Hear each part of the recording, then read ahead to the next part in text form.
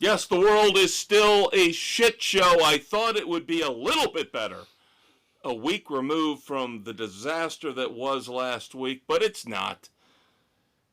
I don't like people. The crap just keeps piling up. I don't like people. I don't trust people. But who you can trust every minute of every second of every day is your Uncle Dave. And your Uncle Kev.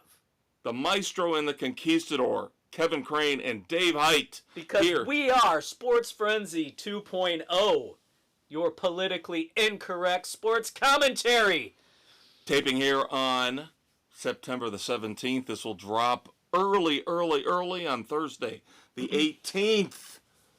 We are your respite, your oasis away from the stupidity of the real world, and it just keeps getting stupider and stupider and more moronic every day, but that's what we're here for. We are your sane, logical, angry outlet. Your bastion of light in an ever-darkening world.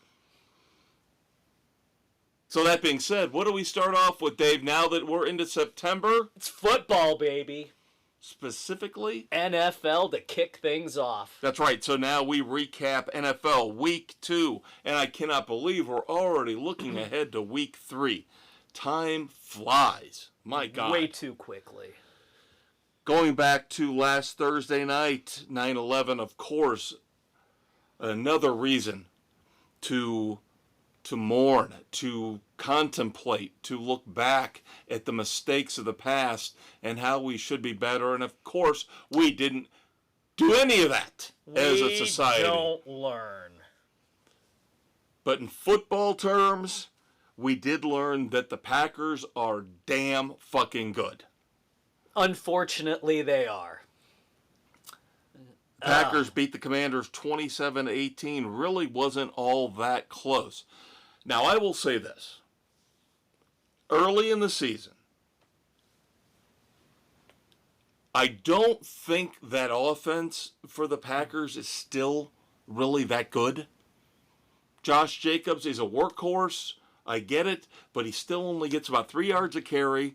That offensive line does not open enough holes for him, and I don't trust Jordan Love with that mediocre wide receiver core that we have ripped apart for years and years and years. They do just enough. And if they get behind, I don't know if they can play from behind. That will be interesting when they get to that point. Yeah, and I believe they've played their first 2 games at home, right? Yes, so going on the road will be the challenge.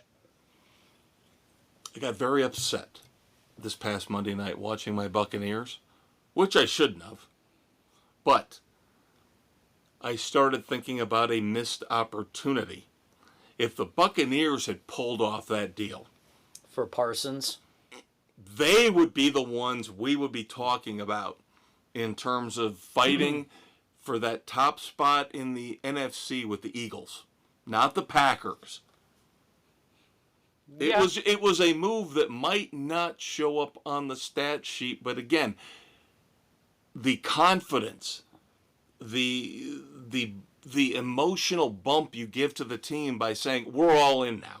We made this move because we're all in on all of you. We believe in you guys. Right or wrong, but that's what they... Now, that was a brilliant let's move. see how long the Packers can ride that high. Because, as I said, I don't trust Jordan Love. I don't trust that offense. It's Could be the best defense in the league, though. The defense is very solid. I'm still not sold on the offense. Yep. Moving on to Sunday, September the 14th. Devastation on the fantasy front for some people. Yeah, thanks. Like I needed a reminder. Joe Burrow goes down with a turf toe injury. Now on IR, needs surgery to repair it. Gonna be out months. Maybe come back for the end of the season. We'll have to see. But ouch. Yeah. And now I'm seeing all these comparisons to Andrew Luck. I don't think that's fair. I don't think that's right. You're dealing with what Luck had concussion issues. Yeah. Burrow, it's been more, knee, toe. He's fine. He'll be fine. And at some point, you got to figure his luck will turn, and he will get a run of 3 or 4 solid, healthy years. I know that doesn't help you right now. Doesn't do me any good. And then with my other we'll get to that later. But the Bengals did beat the Jaguars in Cincinnati. Squeaked it out with the backup. 31-27. And I do like their backup. I do. He's one of the best backups in the league. And we'll discuss that a little bit more when we get to our picks for week 3. But yeah, kids, if you were expecting to see in week 3 the top shelf quarterbacks across the board, I got news for you. Nah, ain't gonna happen. Ain't gonna happen. Nope. Then, the shit show. The shit show of all shit shows. The Lions drubbing the hell out of the Bears, 52-21 in Detroit. It was a good game through most of the first half. And then the Bears defense shit the bed by giving up the late touchdown, and then the rout was on through the second half. I am going to reference a couple things here. Thank God I only saw highlights.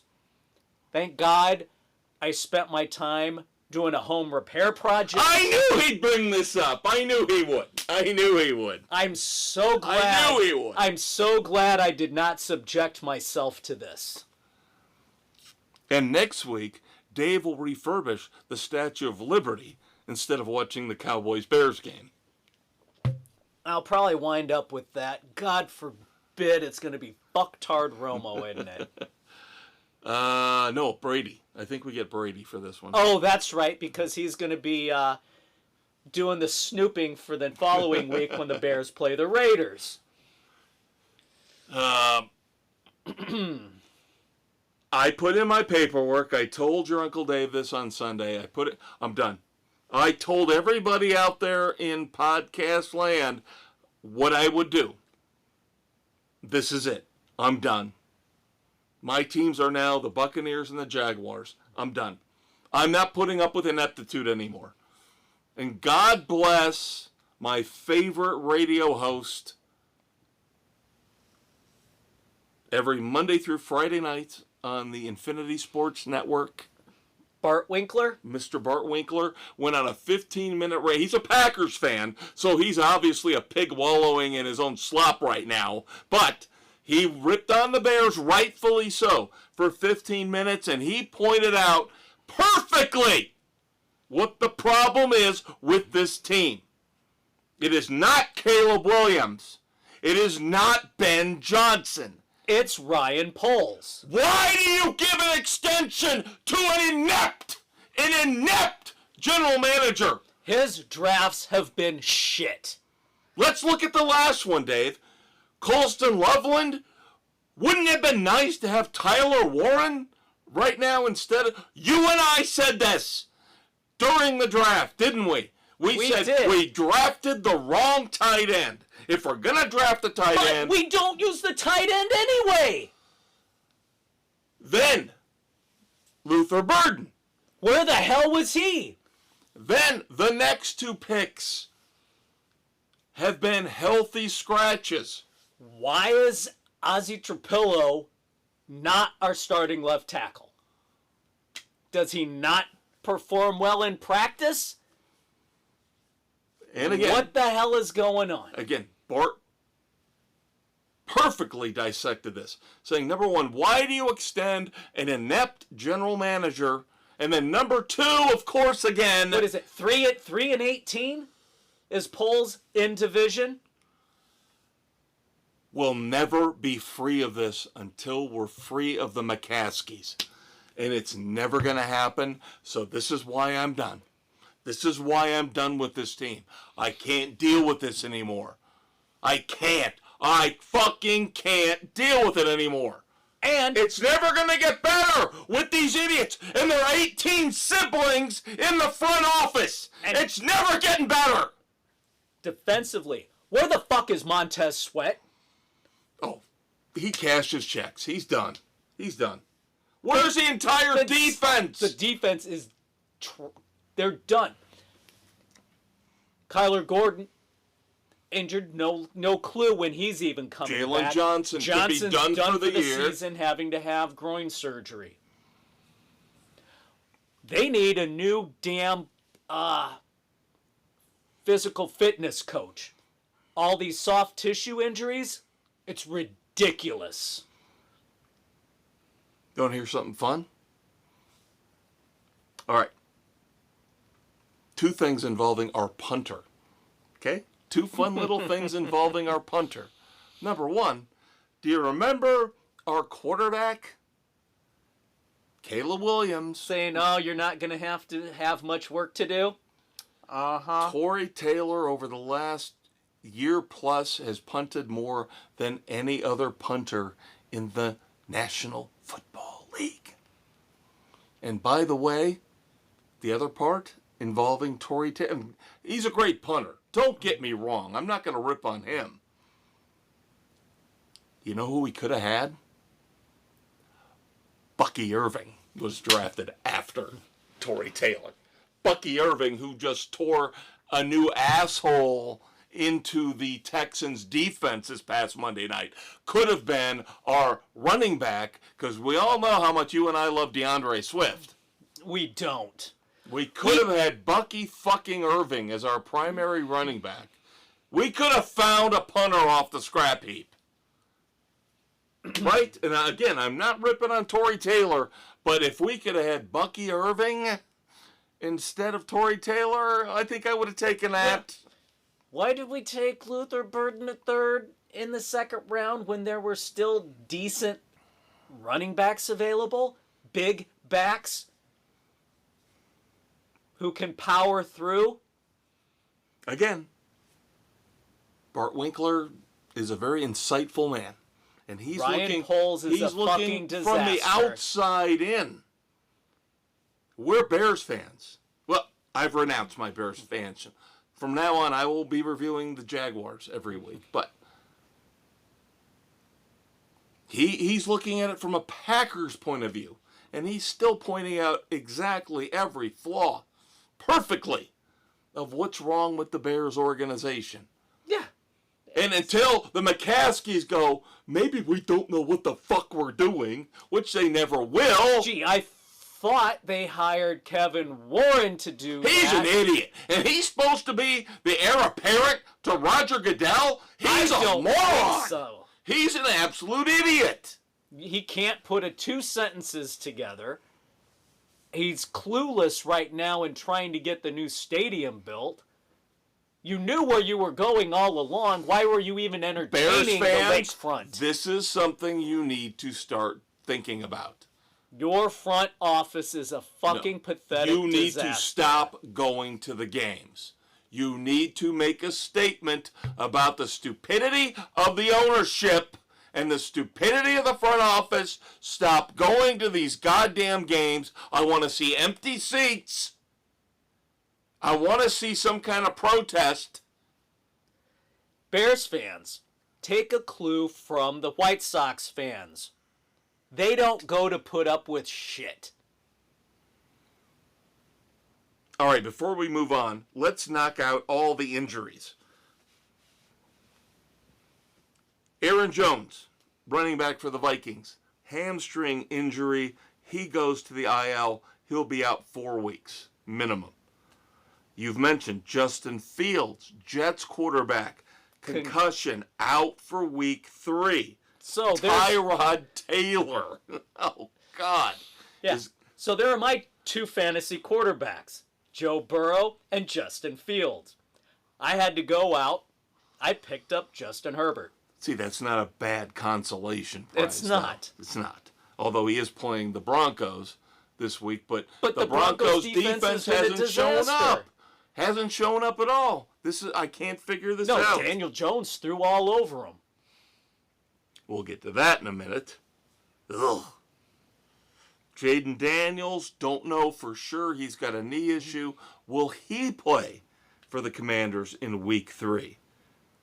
Khalil Mack, Chargers defense, elbow issue.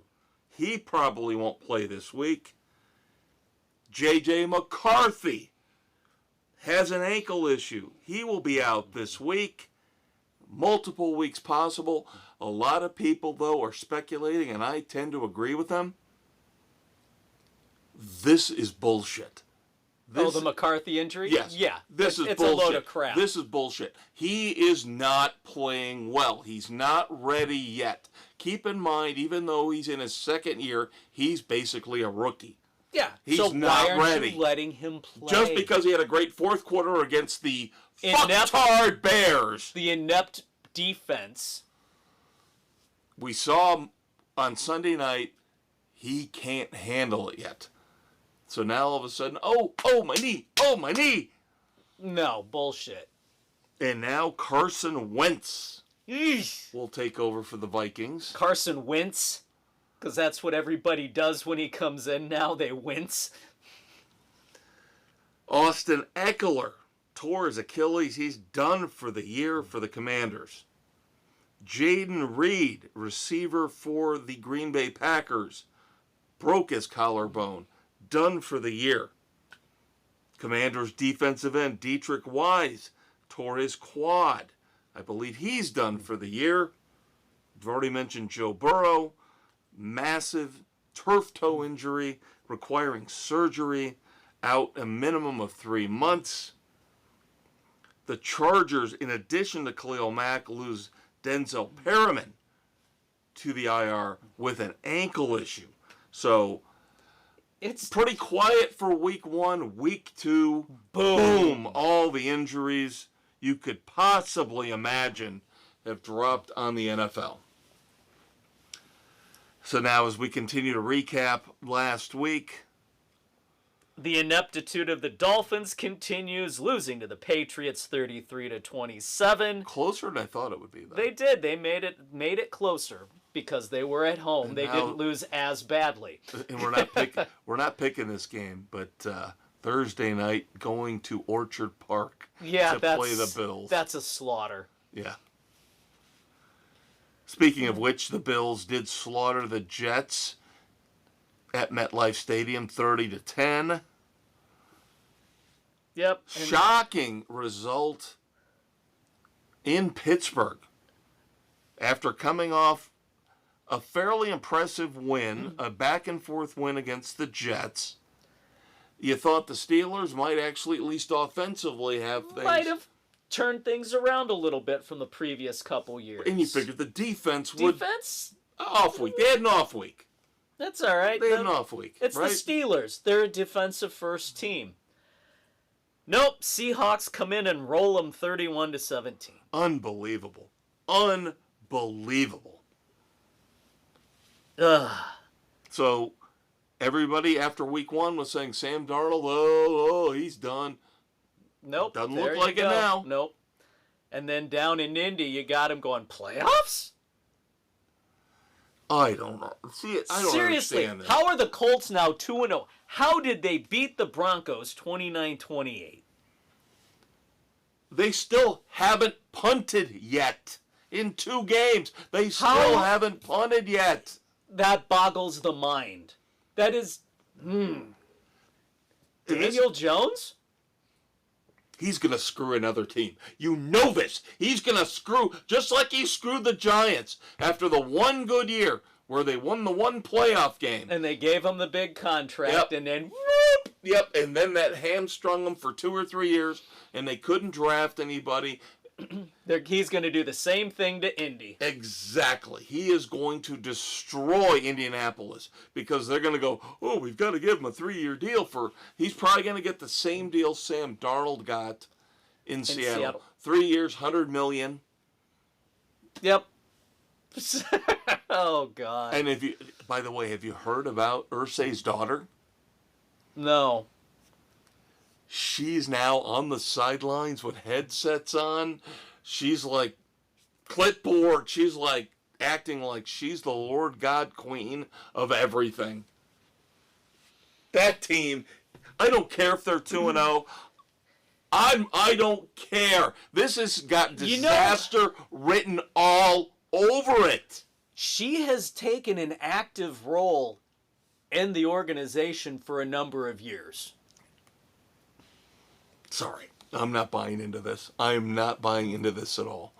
We hate seeing Daniel ownership. Jones. No, I'm just saying. Shane Steichen. We hate seeing ownership that involved. Dallas Jerry Jones. Yes, you're supposed to hire people. You hire the people to take care of this for you. You make the decisions to hire the right people. Look at you Jeffrey sign Lurie. the checks. Look at Jeffrey Lurie in Philadelphia. Jeffrey Lurie comes down at the end of the game when they're winning. Yep. But he gave everything, and including a vote of confidence a few years back to Nick Sirianni. When everybody questioned his sanity on that. And he had a terrible opening press conference, remember? Yep. But look at him now. Stay out of it. Yeah. Hire the right people and delegate. Don't be one of those bosses. Don't be a micromanager. Oh, the worst. Micromanagers are the worst. They suck. Speaking of the Eagles, they backed up the Super Bowl win. They did win in Kansas City 2017. I don't know what you take out of this game. The Chiefs are 0-2. This is karma. We've talked about this. It was is karma inevitable. Coming back and biting them on the ass. And it was due. Because of all the close wins they had last year. It was due to switch things around. Yep. And the Eagles, I don't think they're invincible. I haven't seen anything yet from them that leads me to believe they're invincible. No, they're just a solid team. But they're just going to plow on. And, of course, they're still mad. Oh, the tush push. Oh, the tush push. What do we say, though? Beat it. Stop it. Yeah, learn how to stop it. Now, if they're jumping off sides, which is then that needs to be called. Week, right. That's been the criticism this week, is that they're jumping off sides. Well, then call it. That's different. But and the officials, oh, I can't tell. Bullshit, you can tell. Does the ball move before you see the guys jump across? You've got one job. One person, the lineman's job. Line judge? His job. Watch the ball. If any offense goes over before the ball moves, you blow the whistle and throw the flag. It's not rocket science. Yep. And I'm sorry. Oh, it's a dangerous play. It's not a dangerous play. Nobody's gotten hurt on it, and how many damn times it's been run? No, it's just a play that one team came up with that the other teams can't stop. And again, fuck the Packers, because now the Packers are good, and they're the ones that keep bitching about this. Going, we need to stop this. Well, you're gonna have to wait till next year. And I guarantee you, the Eagles will beat you in the playoffs with the tush push because you can't stop it. And then, as we talked about earlier, the Falcons exposed the Vikings. 22-6. I watched this game, and I got to tell you, I wasn't expecting much.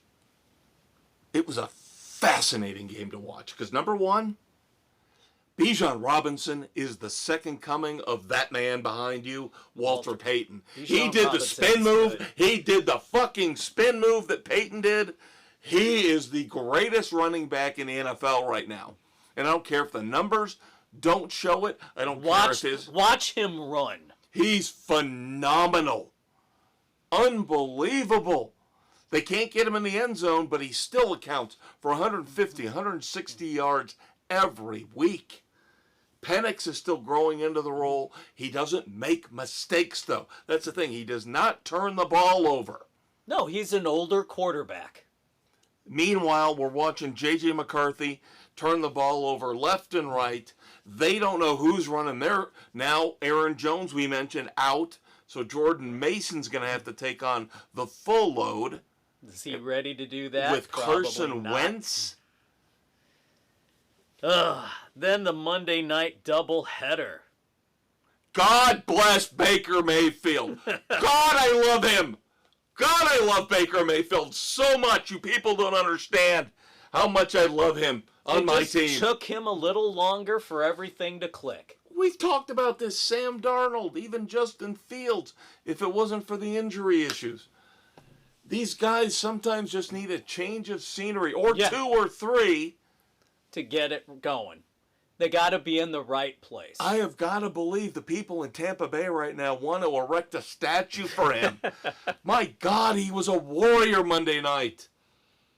He showed the Texans and C.J. Stroud what a winning quarterback looks like. I've already mentioned Bucky Irving. He's a warrior. That guy just plows through 5-6 yards every time he touches the ball. You got the Hall of Famer. You got the Hall of Famer Mike Evans.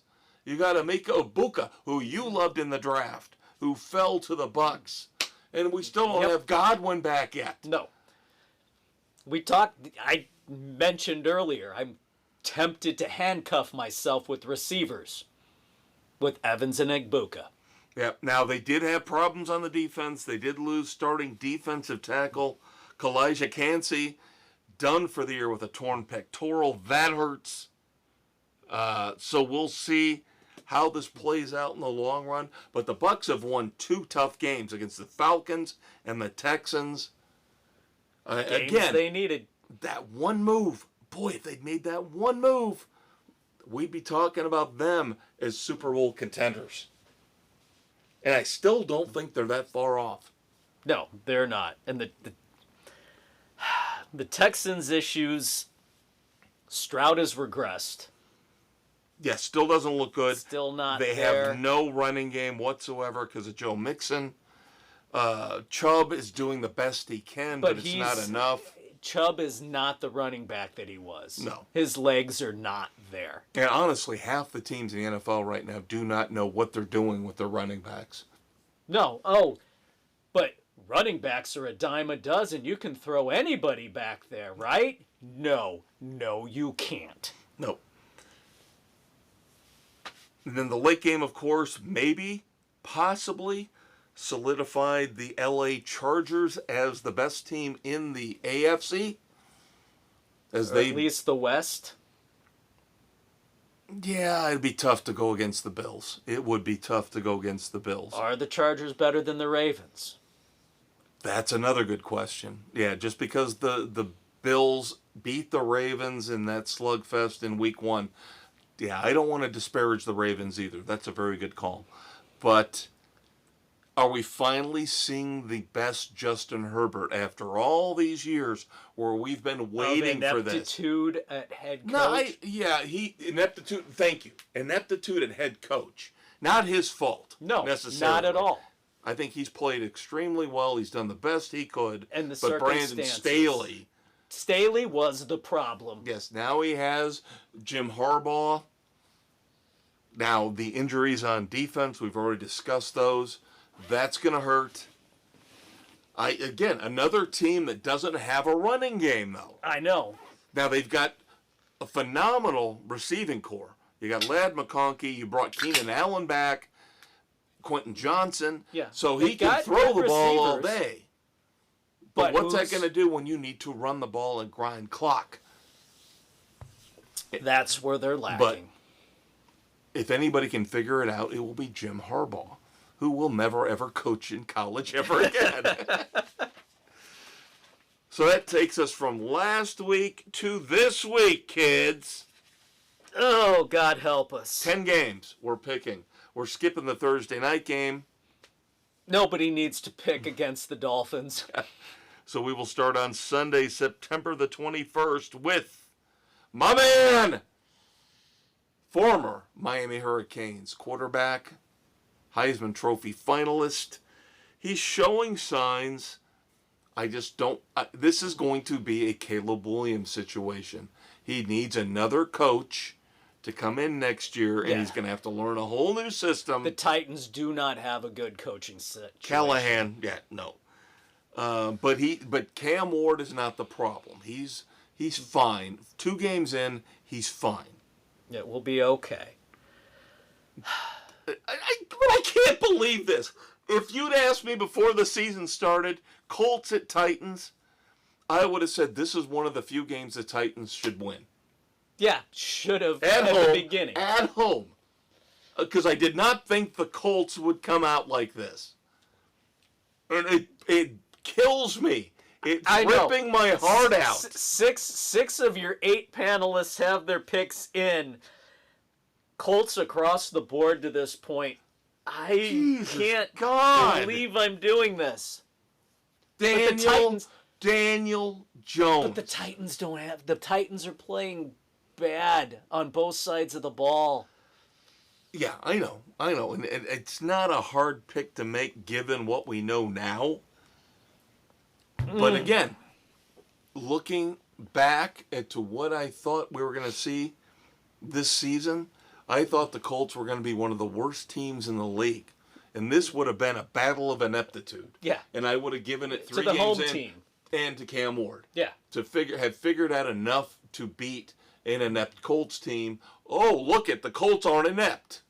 They're actually pretty Halfway damn good. Decent.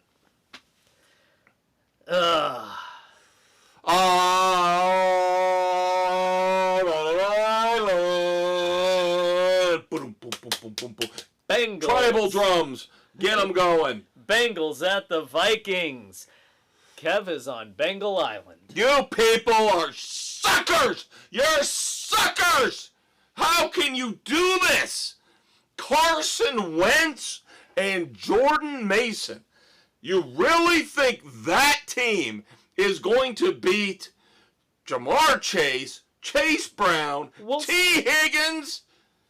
You've got one of the best backup quarterbacks in the league going against Carson Wentz. And again, we're judging the Vikings based on how they played against the Bears. I know. You're insane. And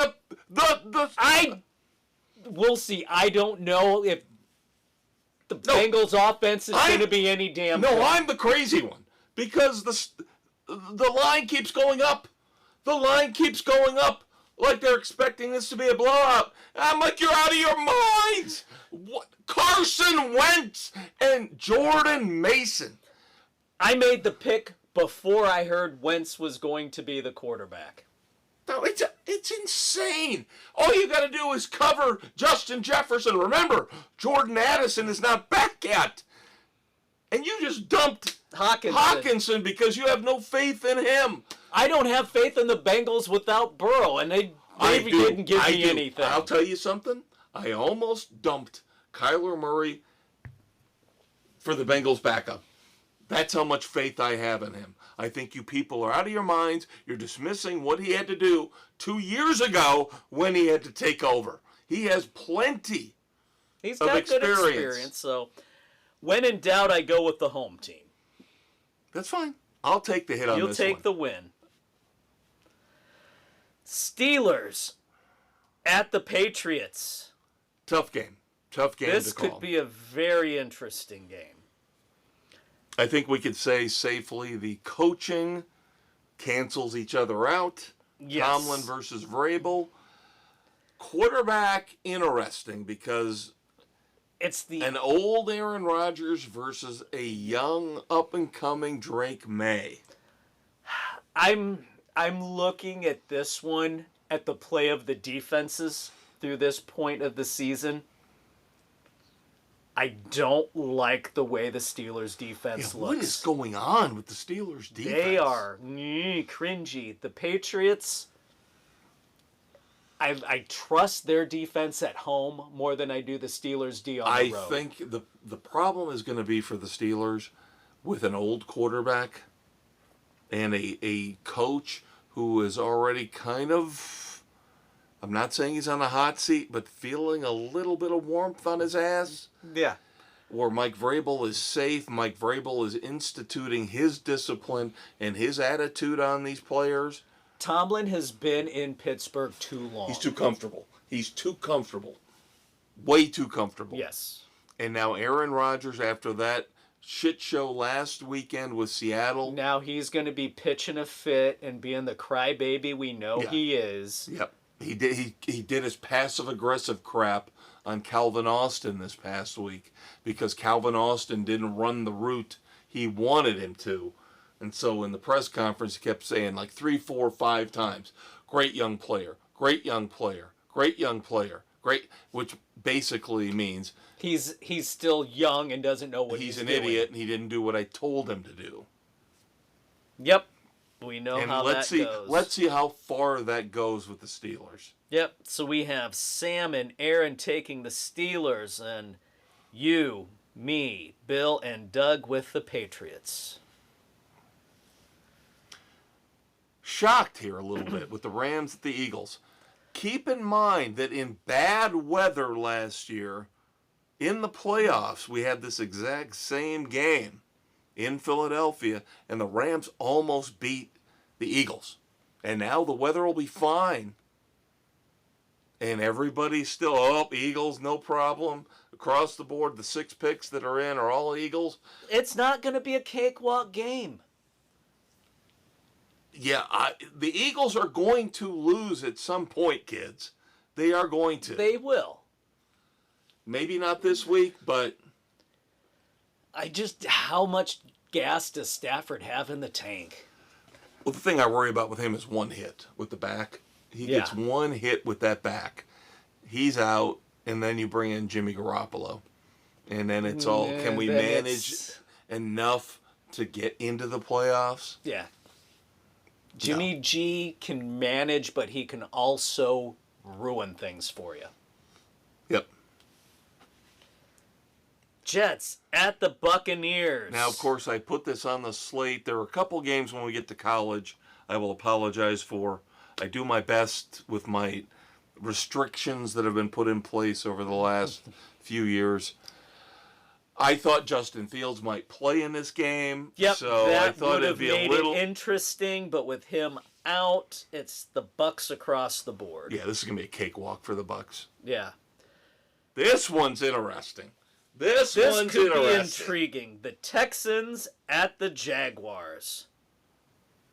Could you see the Texans going 0-3 at the hands of the Jacksonville Jaguars? Yes, I can. No. No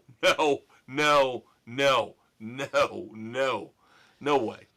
When in doubt, I take the home team. The Jaguars aren't that good. They aren't. And the Texans aren't that bad. Despite how we rip into C.J. Stroud, this team is not that bad. They're not. They're scuffling. But they're not going 0-3, especially Did we think the Colts were going 2-0? Well, we can go down that road with how many different teams. Exactly. All right. You're just trying to justify your pick along with Bill. Bill and I are taking the Jags. Sam and I and Doug and Aaron are taking the Texans. There you go. Because we're sane and rational. Sometimes you have to make the picks to try and make some moves in the standings within our competition. By the way, the Jaguars are favored by 1.5. Oh. This game, I hope this is national. It probably won't be, but it should be. Broncos at the Chargers. I want to see this game. Oh, I know. This is... Because if Sean Payton cares at all about this division, winning the division, he needs to win this game. He needs to send a message to the Chargers that, okay, fine, you have a nice, shiny 2-0 record, and you've looked really good, and we've looked sloppy at 1-1. We were supposed to be the team that wins this division if it wasn't the Chiefs. We've got Bo Nix. We've got the defense. We've got the head. Now, the head coaches might they kind of offset. Kind of cancel each other out. Yeah, Harbaugh, Payton offset each other. Right. As much as I would love to expect a Broncos resurgence here, I haven't seen enough from them. I haven't. I just haven't. No, not yet. The Chargers look disciplined, look solid, even without a running game. Neither team has a running game. No, neither does, but the Chargers are playing a tighter game. Yep. The Broncos are sloppy. Yep. Home game for the Chargers, so everybody of the 6 panelists who've got their picks in all take the LA Chargers. This, unfortunately, is another damn national game. And the Bears Bears! That's the national game. We don't get to watch the Chargers and the Broncos because of this shit show. The Cowboys at the Bears. And the Bears are favored by a point and a half. With that shitty defense? The Bears are favored as of this afternoon by a point and a half. How? That defense is a joke. Well, none of our panelists are going for it. No. Cowboys across the board. I am not falling into that. Now watch. No. This is the one where they're actually going to pull it all together.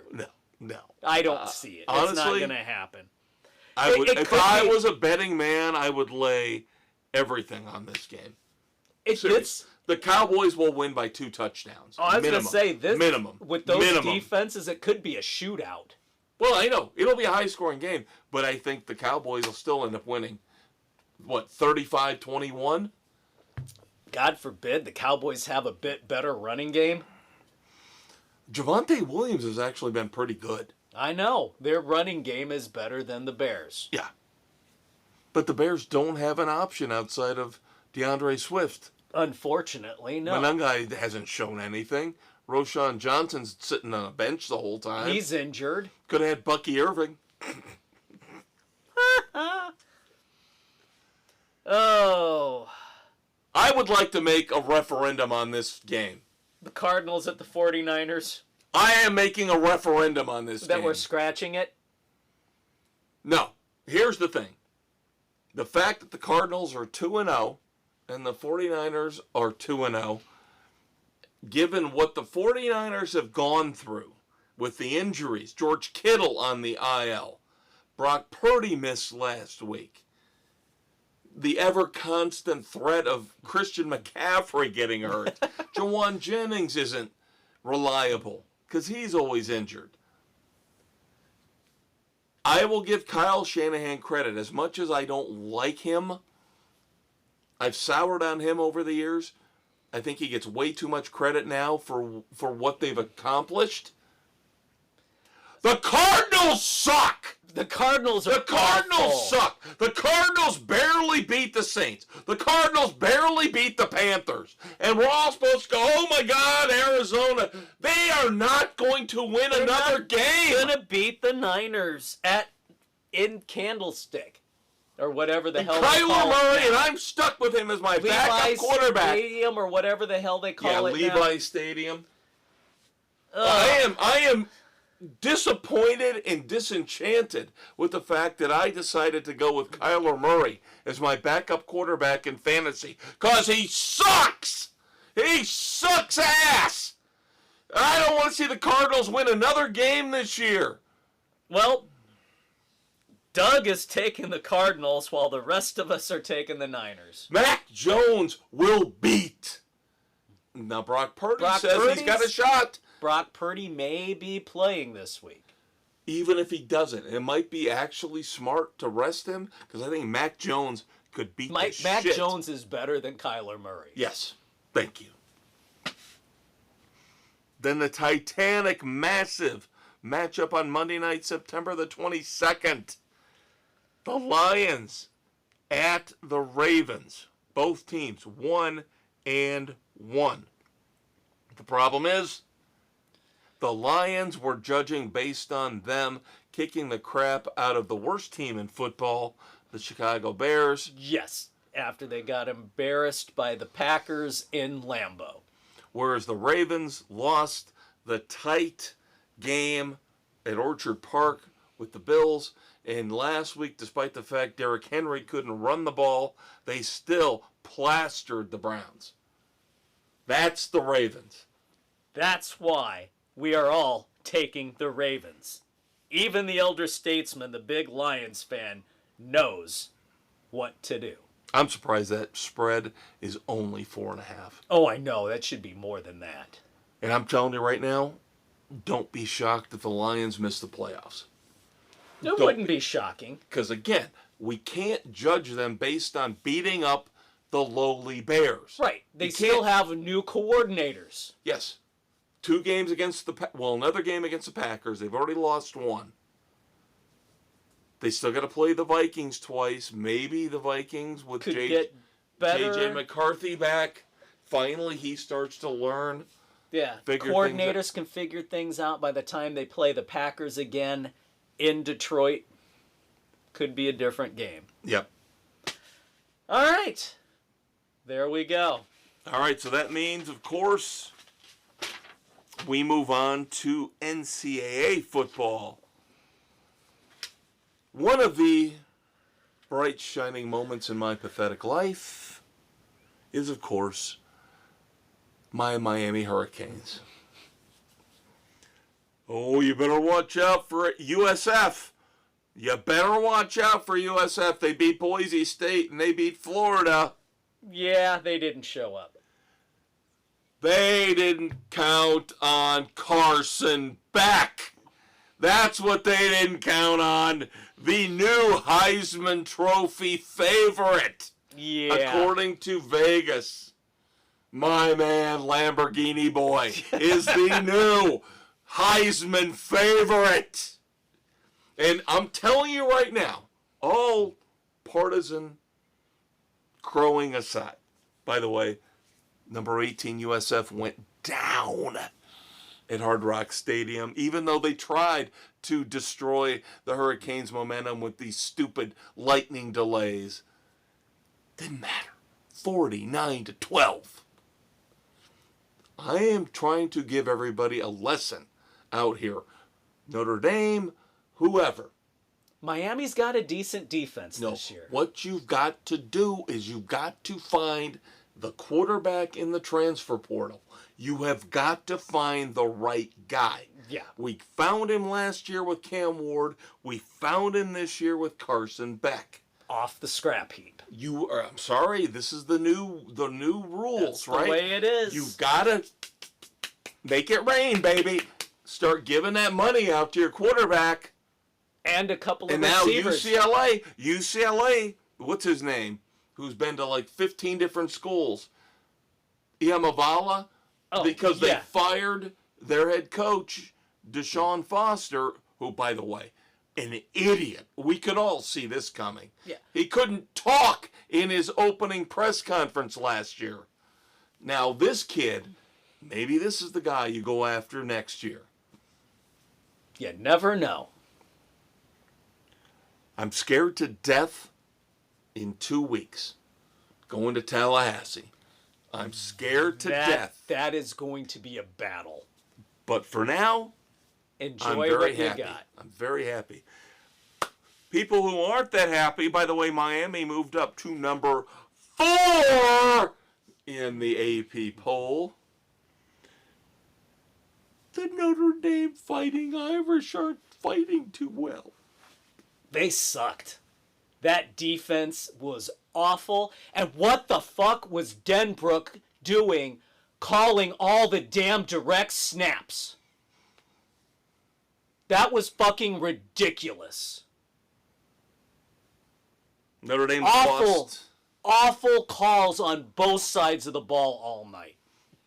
Notre Dame lost to number 16 Texas A&M at home in South Bend, 41-40. Blew my mind because there was no way in hell. Tyler Buckner botches a hold. I never would have thought they'd let up 41 points. No, to that Texas defense A&M. was awful. They were out of place all night long. And I have to give credit to A&M. They hit the transfer portal and got 2 phenomenal speedster receivers, in addition to the freshmen that they have. And this is what I'm saying. You have got to now. This is the new game. And Notre Dame does not have any receivers worthwhile. I'm sorry. They don't.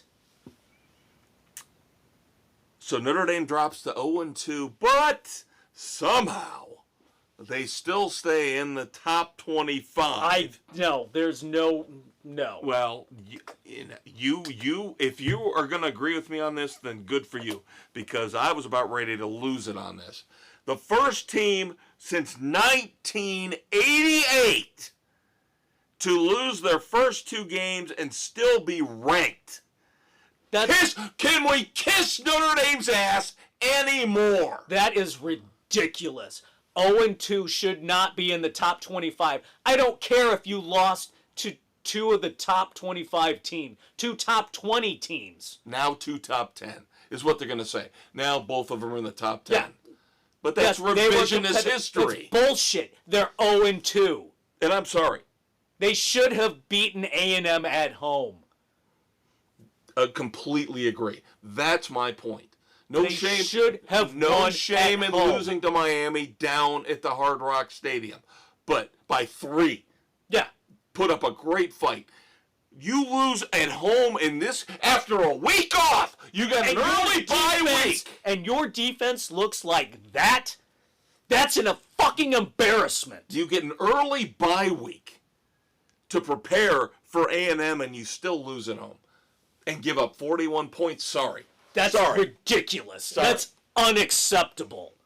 And again, And that whole game pissed me off so much as I'm watching this. Now, I'm going to sound like a fucking homer on this one, but where were the fucking refs? A&M's line, their left tackle, all night long had Notre Dame's defensive lineman pulled backwards with the forearm around their neck. Every damn big play. And on the last touchdown pass, 2 of Notre Dame's defensive linemen coming in were tackled to the ground. Holding. It was awful. did they? all Now, I night. didn't watch the game. Did they say what It was conference? SEC. Was SEC. Okay. Well, that's not good then. No, That's not good. it was bad all night long. And the announcers at the end even said, that's holding when you got 2 guys being tackled. No, it was bad all night. You're watching Texas's young lineman, offensive lineman, arm around the neck all night long, pulling them backwards. Now, I will say this, and I didn't watch the game. But Notre Dame's defense was bad. The secondary, the coverages that were blown, ridiculous. You and I always say this about holding. You can watch any game, and you will see stuff like that. I'm not trying to minimize No, what you're saying. there's some that you can get away with, but others, when it's so fucking Yeah. blatant. Right. Yep. When it is so blatantly obvious. Yep. Let us move on to last week's games. We're not going to go through all of them. We'll go through the big ones. We moved to Saturday, September the 13th, where Georgia Tech, finally, I got a pick You and Doug. that came through. Of course, the rest of the weekend was shit. Oh, pfft. But Georgia Tech did beat Clemson, as I predicted, 24-21. Now Dabo Swinney is out there saying, "Fire me, fire me. I'll go somewhere else. I'm not done yet. I'm 55. I'm a man." He literally did say, though, "I'm 55. I'll go somewhere else. Sure. I'm Whatever. not done yet. I got a lot left in me. So if Clemson wants to fire me, all I do is win." Sounds like Charlie Sheen. Yeah. Winning. Winning. Give me a little tiger blood. Yeah. Dabo, how about you start winning at Clemson? Exactly. Bad start for Clemson. Not good. Game that broke our heart. Dave and I were the only 2 on the panel that said Tennessee will beat Georgia, and God damn it, They should have. they almost did. They should have. In overtime, Georgia beats Tennessee 44-41. God damn it, I thought we had that. I really thought we had that one. Yeah. Georgia got some help in that one.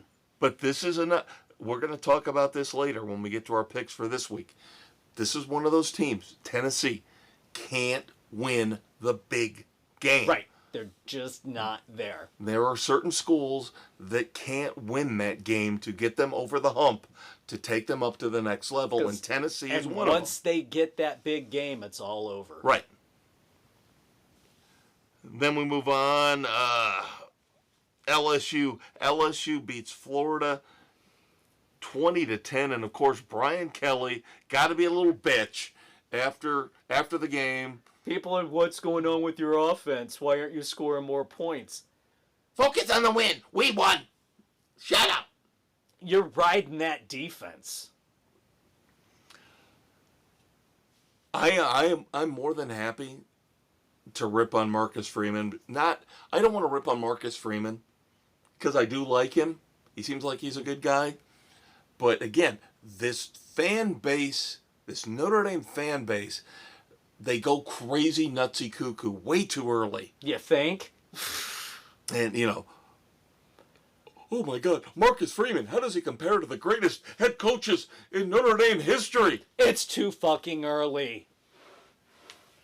And this is the same fan base that pushed the administration to give Charlie Weiss a 10-year extension. And now Marcus Freeman's got a huge extension, and he's got to win out. For the record, I said, do not give Charlie Weiss that extension. I saw the chinks in the armor in that debacle. Well, you don't have to bring racism into it. Chinks. Come on. In the man. armor. Chinese people. Come on, dumbass. No, but stop with it's these. the same fan base that wanted the overreaction. Stop. What? You couldn't offer him a 5-year deal and he wouldn't have taken it?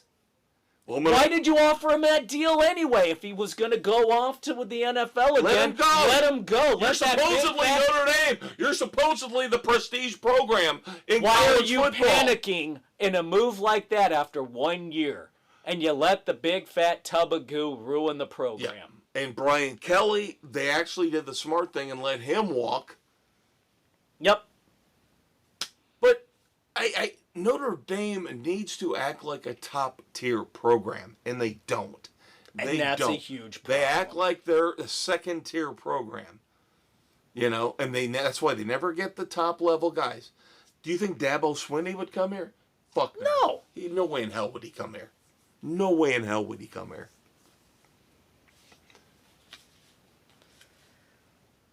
Vanderbilt. Oh, my God.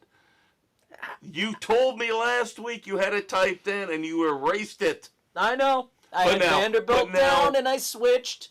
And I shouldn't have. But we did not know that South Carolina's quarterback was going to go down early to injury. But still, you do not give up 31 points to Vanderbilt. Vanderbilt destroys, at the time, number 11 South Carolina 31-7. And guess who got it right, Dave? Doug. Then finally, we shit the bed on Duke and Tulane.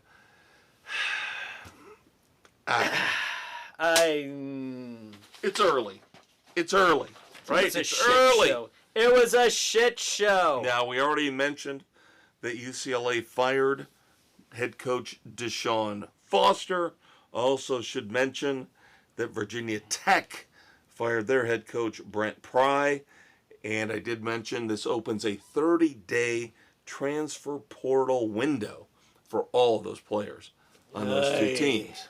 Yeah, let's confuse the situation even fucking more. This is fucking stupid. No.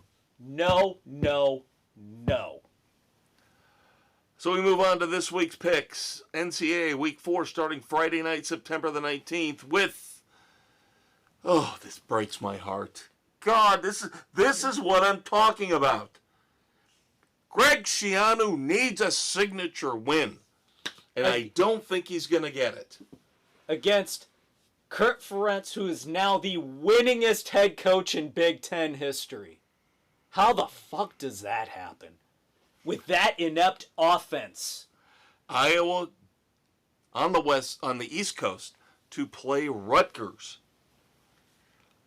This was the hardest game for me to pick because my heart kept telling me, you want to take Rutgers. You want to take Rutgers. And I said, he won't win it. He just can't win these games. Until he proves that he can, I've got to take Iowa.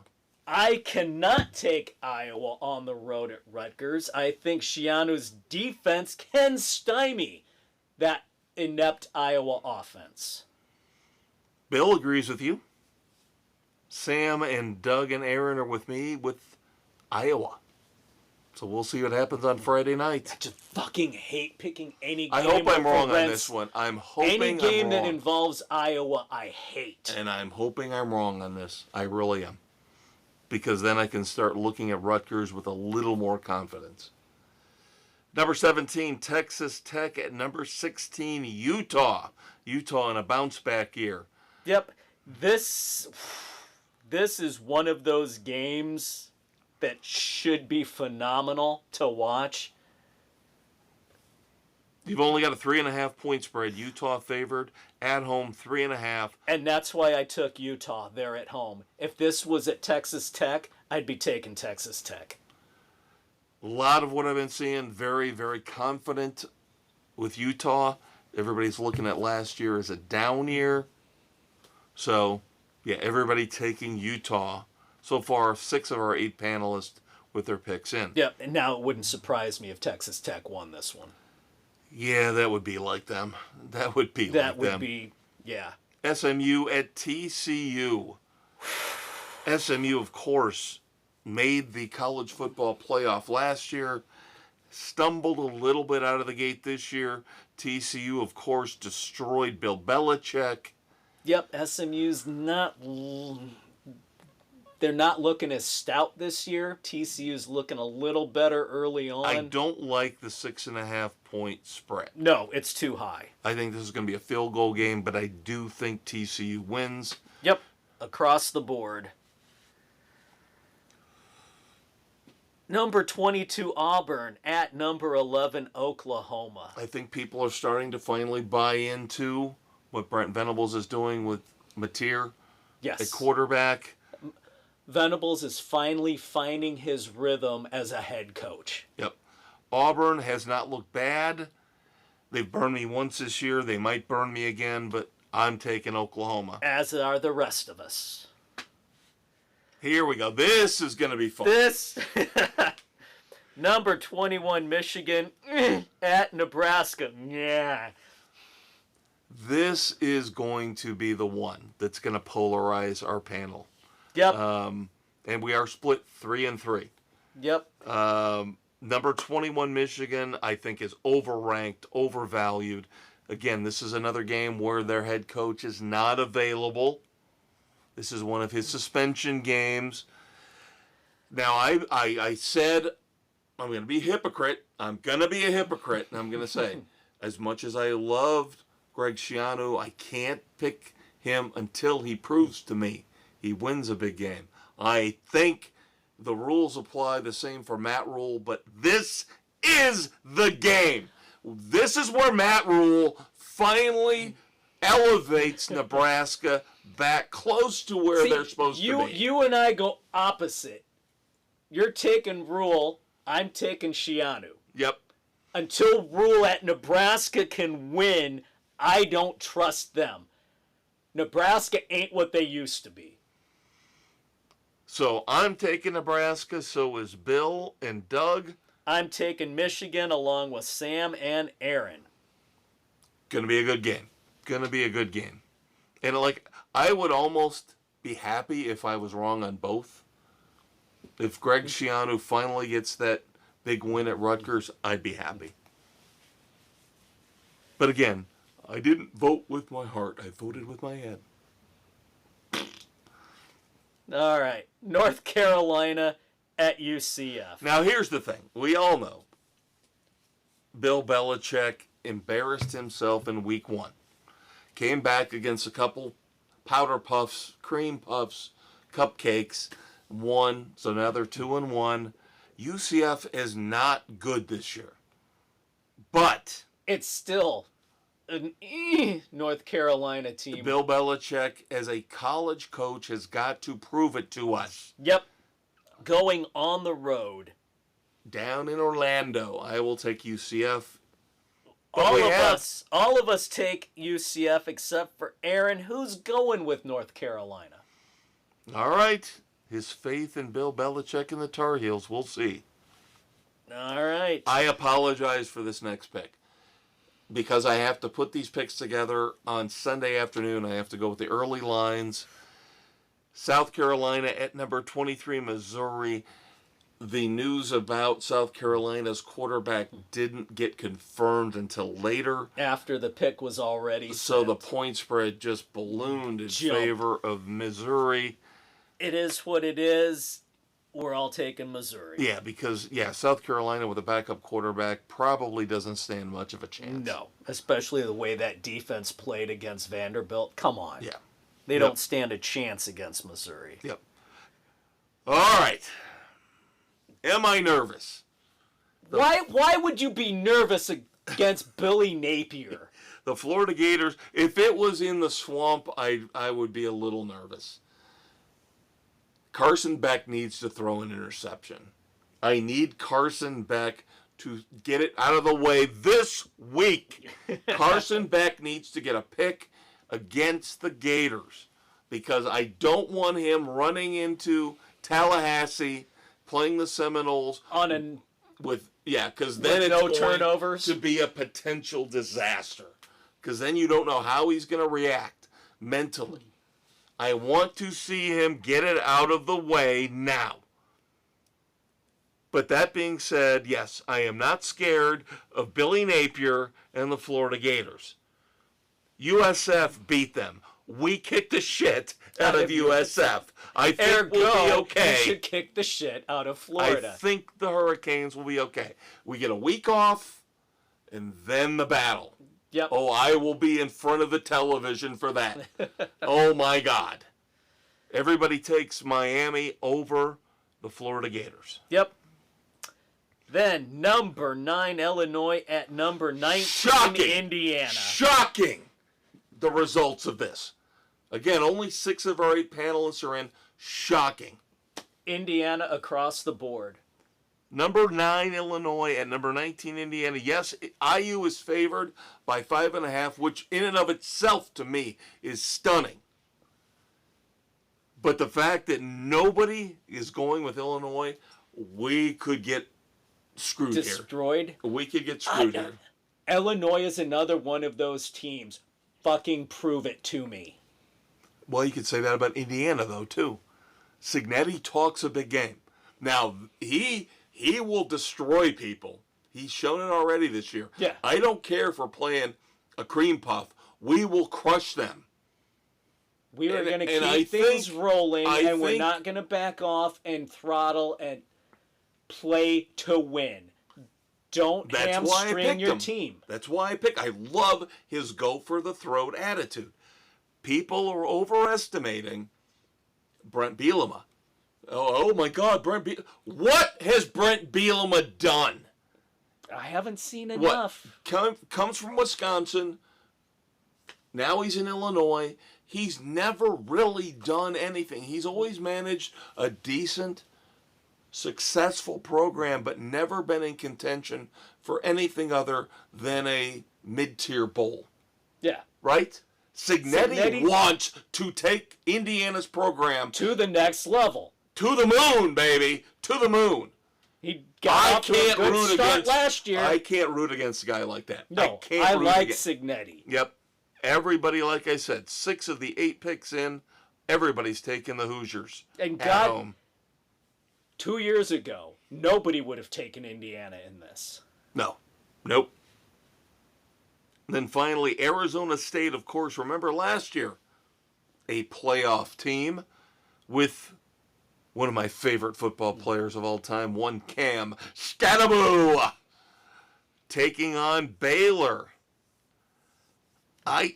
The problem is Arizona State without Skattebo doesn't have that it factor. They don't have the edge, but I don't know about Baylor. I think Baylor's shown me enough where I have to take them at home over Arizona State. This is one of those games to me where I think typically Baylor would shit the bed. Historically. It's a close point spread. Baylor at home should get 3. They're only getting 2.5, yep. Which says that a lot of people like Arizona State. That would be you. Me and Bill taking Arizona State. The rest of you mooks going with Baylor. Yep, me and Sam and Doug and Aaron. Stop! Mooks! Mooks! Mooks! Wow, it took you long enough to catch that Mooks! All right, kids. As you know, this time of year, you get an hour of football, so... Boom, baby. Got a little bit of an hour of football, a little bit over. But now it is time to move on. Because we had a couple of rants that were warranted. Yes, and we're not done with those yet.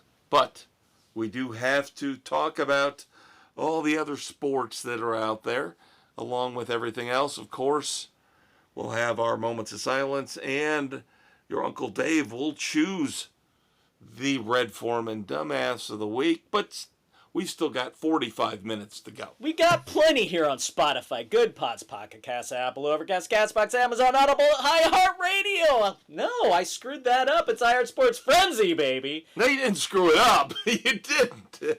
You actually said it right. I know. What the hell's wrong with me tonight? Don't forget. And the UB2B. The UB2B.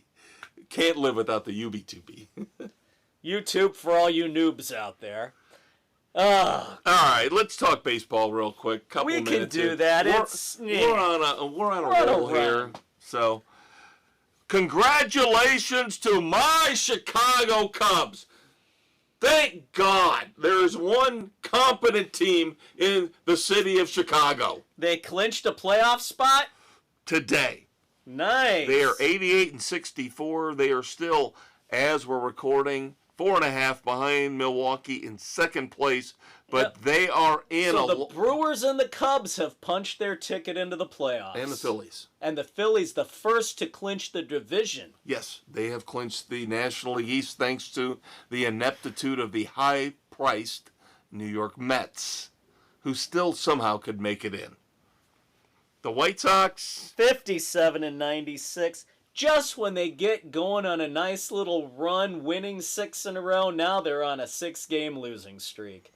Fifth place, 29 games behind Detroit. 57-96. But like you said, Brewers, Cubs are in, and the Phillies have clinched the NL East. Those three teams are in terms of the playoffs. Seattle, great pick by you last week, by the way. Great pick. It was a gut feeling that actually paid off. Yeah, and they did wonders for me this year. Unfortunately, I'm going to choke it fucking away again, thanks to the Dodgers and now the Red Sox. But they are currently on a 10-game winning streak. Last week. Yeah, they're coming off of what, like a 9-game losing streak? Yeah, that's they how are they super streaky. Oh That's God. why I took them coming off that big losing streak, is that they got to turn it around. Yeah, they are super streaky. Yes. Super freaky? Yeah, but this year it looks like they're going to make it work to their benefit, whereas in years past, usually they hit the bad streak at the end. Yeah. The Mets just came off an 8-game losing streak. We mention them because they are keeping the Diamondbacks and the Giants and the Reds alive. As crazy as that is. But keeping with the Seattle Mariners, congratulations to Cal Raleigh again. Dude is on When I fire. saw, and I know I've said this before, when I saw this in the offseason and they signed him to this huge extension, I was like, okay, he's really good. But wow, they're going to pay him this much money? Yes. They obviously know more than I do. Yes, they are. 56 home runs. 118 RBIs. He sets the record for all of Major League Baseball history for switch hitters, total home runs for one season, and he tied Ken Griffey Jr. for the Mariners team mark. So, Kudos can I to him. just say this? And we've said this years, well, not years, but yeah, I guess years. We could say years. We could say years. We could say years because you and I get sick of the bias. We get the sick. New York bias. I am so tired. The LA bias. I am so tired of this. It's going to be Judge and Ohtani bullshit. No, it should be Raleigh and Schwarber. The analytics geeks, all they want are home runs. Guess Cal what? Raleigh and Kyle Schwarber. But no, we're going to find a fucking way to screw them both. And don't tell me it's because Ohtani pitches. That's bullshit. He hasn't pitched that much this year. He has not. Cal Raleigh, AL MVP. Kyle Schwarber, NL MVP. Boom. That's what it should be. Then we're going to see this. then we're going to see this. Oh, but Aaron Judge is leading in batting average. Yeah, well, he ain't leading in the other categories. There is no triple crown. So he's going to end up hitting 320. Big fucking whoop. Whoop-de-doo.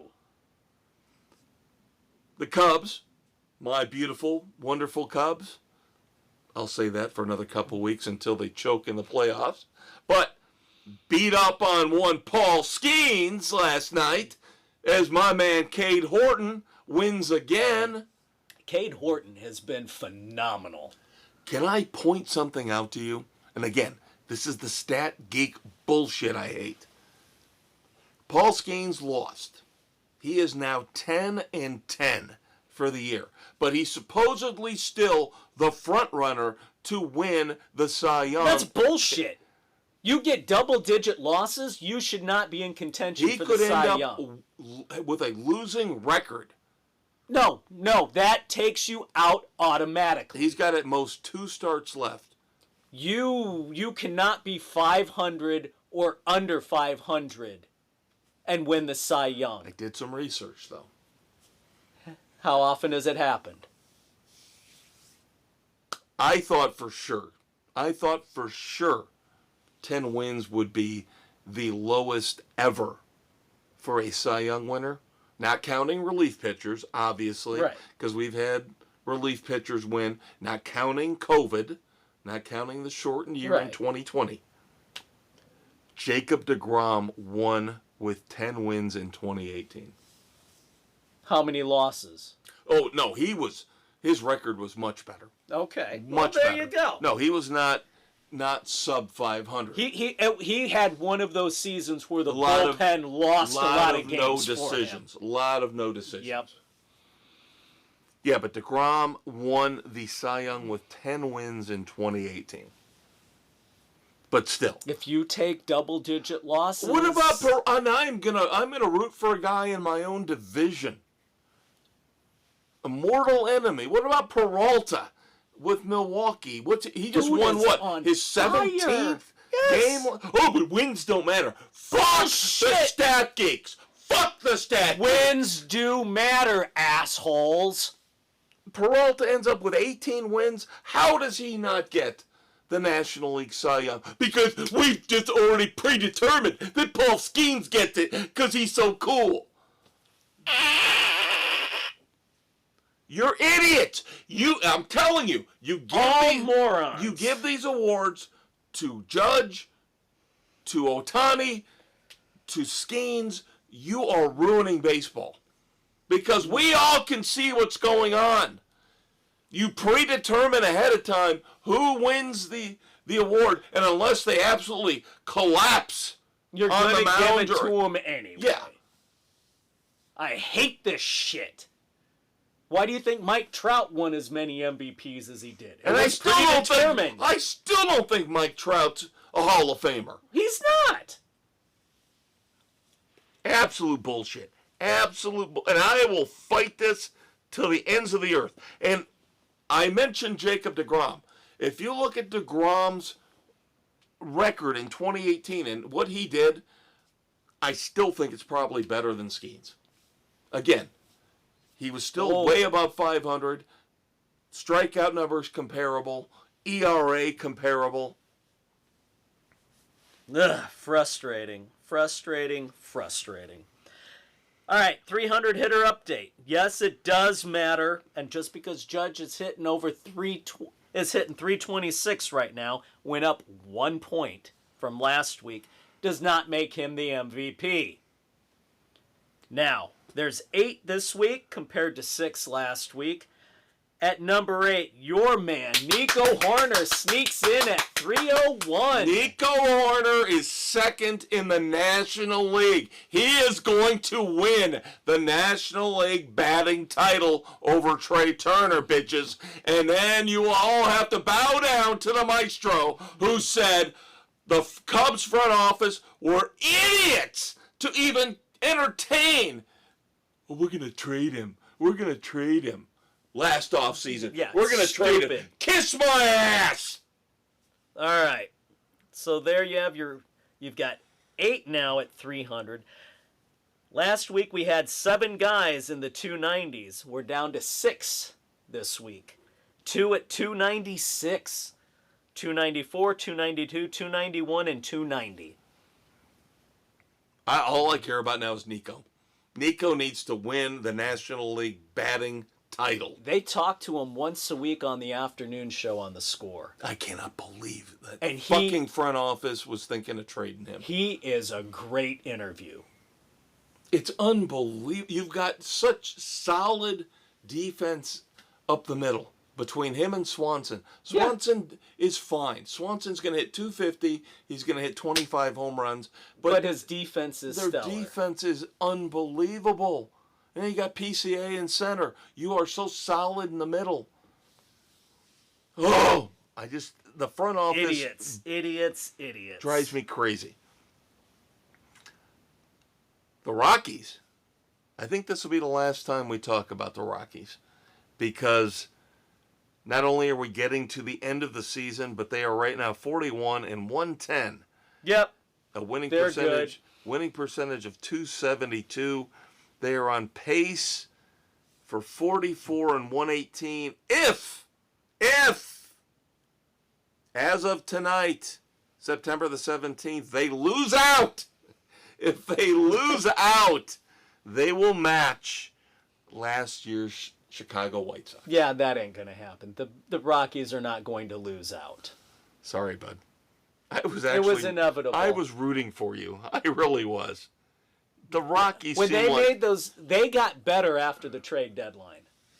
You bring up the young players, the hungry players who actually want to show you something. Yep. As opposed to the veterans who are like, what am I doing? Wasting my time here. Who cares? Yeah.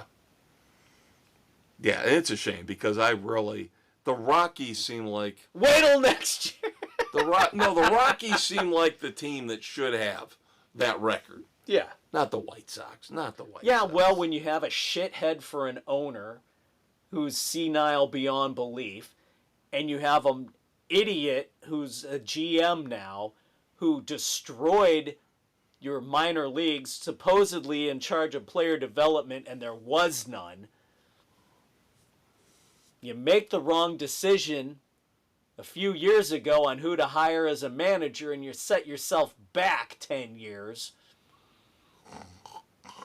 Ugh. Wake up, Tony. Put that bottle of wine away. All right, kids. Time to move on to NASCAR here on Sports Frenzy 2.0.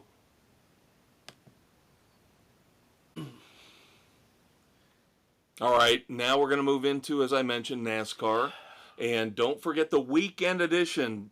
Your Uncle Dave and I have got a ton to talk. This is going to be the precursor for a run on the weekend edition. We're going to have so much crap to break down and yell about and rip into. It's ridiculous. This week, we're going to review the new album from Bryan Adams, Roll with the Punches, new songs from Mammoth and Alter Bridge.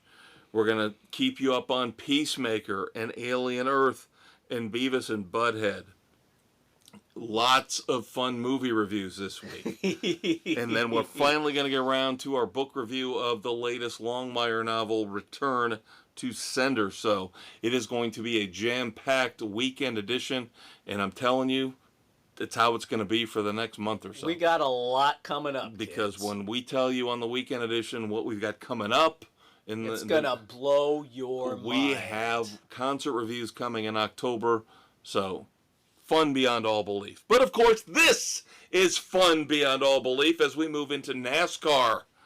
How much fun was it, really? Yeah, I was going to say. Unless you're Mrs. C, how much fun is NASCAR now? Would you just please explain to the kids how it's a lost cause now? It's just a lost cause. And all kudos to her. She topped everybody this year in wins with 9 correct picks in the regular season, which put her out to a pretty substantial lead. Not insurmountable, but a good lead. Through the first 2 races, increased the lead. She increased the lead. I had dug in a little bit. And this last week, boom, exploded. For Bristol, most of the 6 of the 8 of us took Kyle Larson, who was a piece of garbage. She took Ryan Blaney, who finished in the top 10, got a stage win. Massive points for her, shit points for us. She has now got almost a 100-point lead on you. Yeah. In second. And I've got, 2 points on you? Yeah, everything from second through 8th is pretty close. Could shift it, but she's got such a massive lead. I have never seen anything like this. She can survive a decimating Talladega. Yeah. She could come out of Dega with 1 point and still be fine. I think she could get three DNFs and still win. Yeah. Honestly. It's just her she run has got this year the magic touch this year, and she did win again in the playoffs, so she has 10 wins now. Yeah. Unprecedented run in our competition. But yeah, the Ryan Blaney, just the points she got from Blaney, where the rest of us, and even Doug got better points than the person with SVG. Shane Van Gisbergen got better points. 11-5. 11-5. We gotta talk about Doug again when we get to our picks, by the way. Yeah, you have to tell me the story. Yeah. But again, let's recap Bristol. Pole went to surprise, a little bit of surprise. AJ Allmendinger got the pole. Christopher Bell won. That makes Joe Gibbs 3 for 3. 3 different drivers from him winning the first 3 races of the playoffs. Yep. Briscoe, Hamlin, and then Bell. Yep. Of course, poor Ty Gibbs. Poor Ty Gibbs. He's just not there yet. Yeah. But I'll tell you what, if he doesn't do anything next year, pressure's going to be on. Oh, absolutely. Next year, he has got to make the playoffs. He's got to get a win. But yeah, the other 3 drivers, again, for Gibbs, all win in the first round. The eliminated drivers, since this was the first elimination race of the playoffs, Shane Van Gisbergen, I was kind of rooting for him just because I wanted to see the next level. I wanted to see with the Roval in the next round if he could push it another round further. I know. I was hoping, but he's just not good enough at these other tracks. No, yet. He does not know how to run an oval yet. So Van Gisbergen gone, Bowman gone, Barry. What an abysmal 3 races for him in the playoffs. They've been including catching on fire at Bristol. And sad that Bowman got out. Yep, and then Austin Dillon's out as well. There's not a shock. The Bristol. Now, I watched the first stage, and I texted Dave, and I said, I can't do this. The tire stuff is just, it's giving me a headache, is basically what I said. 130. Part of me was glad when you texted me that I was watching the Notre Dame game, because at that point it was still good. Notre Dame was looking decent. Yep. By the end, I'm regretting why didn't I just watch the disaster that was Bristol, but I would have been just as disappointed and pissed off there. So it was a wash. 137 caution laps. Oh, that's ridiculous. The 3rd most ever in Cup history, the most since 1965. That should tell you all you need to know. The tires coming off these, you could run 40 laps. That was it. What the kind of shit tire did Goodyear bring? And then, of course, everybody's in the back trying to set up a set of tires for everybody because they knew right away they didn't have enough tires. Because why was it a new compound they were trying out? They had the track cleaners out there at one point just picking up the debris from the tires. Oh my God, that's pathetic. Yep. Goodyear shit the bed on this one. Denny Hamlin lost the wheel So he loses 2 crew members for 2 races. So does that make things interesting for us picking our drivers over the next few races? And then the worst news of all, the ratings. Up against Notre Dame, Texas A&M, up against Florida LSU, a 0.79. Just over 1.5 million viewers, which is the worst ever for a Bristol night race, I do believe. Yeah, well, Bristol ain't what she used to be either. Well, and again, they shouldn't have moved it into the playoffs. No, this was stupid. Should have kept it in August. Now, yeah, they used to be playing Hot August Nights as the intro when they would go into there. Discussion point for you and I for a couple minutes here. And I'm stealing a little bit of this from ideas we've bounced around in the past and other people I read this week. How about this? How about we start the season like they normally do? Right? Right after the Super Bowl, you start Daytona. Yep. No weeks off. Double up some weeks with double races, Wednesday night and Sunday, or Thursday, and I would still say Wednesday, Sunday, but Thursday, Sunday would be fine. End the season in late August, before the NFL starts to impact the ratings, before college football starts to impact the ratings. End the season in late August. Yeah, it never used to be an issue. NFL wasn't as popular in the 80s, 90s. College football wasn't as nationally popular in the 80s, 90s. It was more the regional stuff. Right.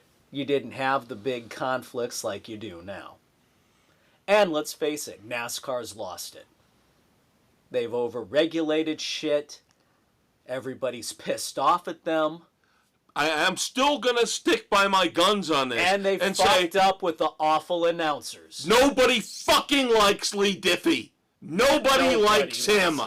He's not a race car announcer. He should be doing Survivor Australia. He's not a NASCAR announcer. He should be calling the rugby games. But on top of that, stop making us hop around from Fox to TNT, to NBC, to Amazon Prime. Stop it! Well, and baseball's gonna do this. They've already announced they're getting ready to have 4 different NASCAR's partners. always had that. Because back in the day, in the 80s, you were running between ESPN, TMC, TNT, TNN, CBS, ABC. You still were bouncing around. TNN, I miss TNN. I knew NASCAR would be on TNN. Yeah, you didn't have USA, you didn't have the streaming bullshit back then. You had fucking better announcers back in the day. Oh, we're going to be on Peacock. God forbid, give me Buddy Baker and Eli Gold. Lee Diffie and Steve Letarte are horrible. They suck donkey balls. I can't argue with you on that.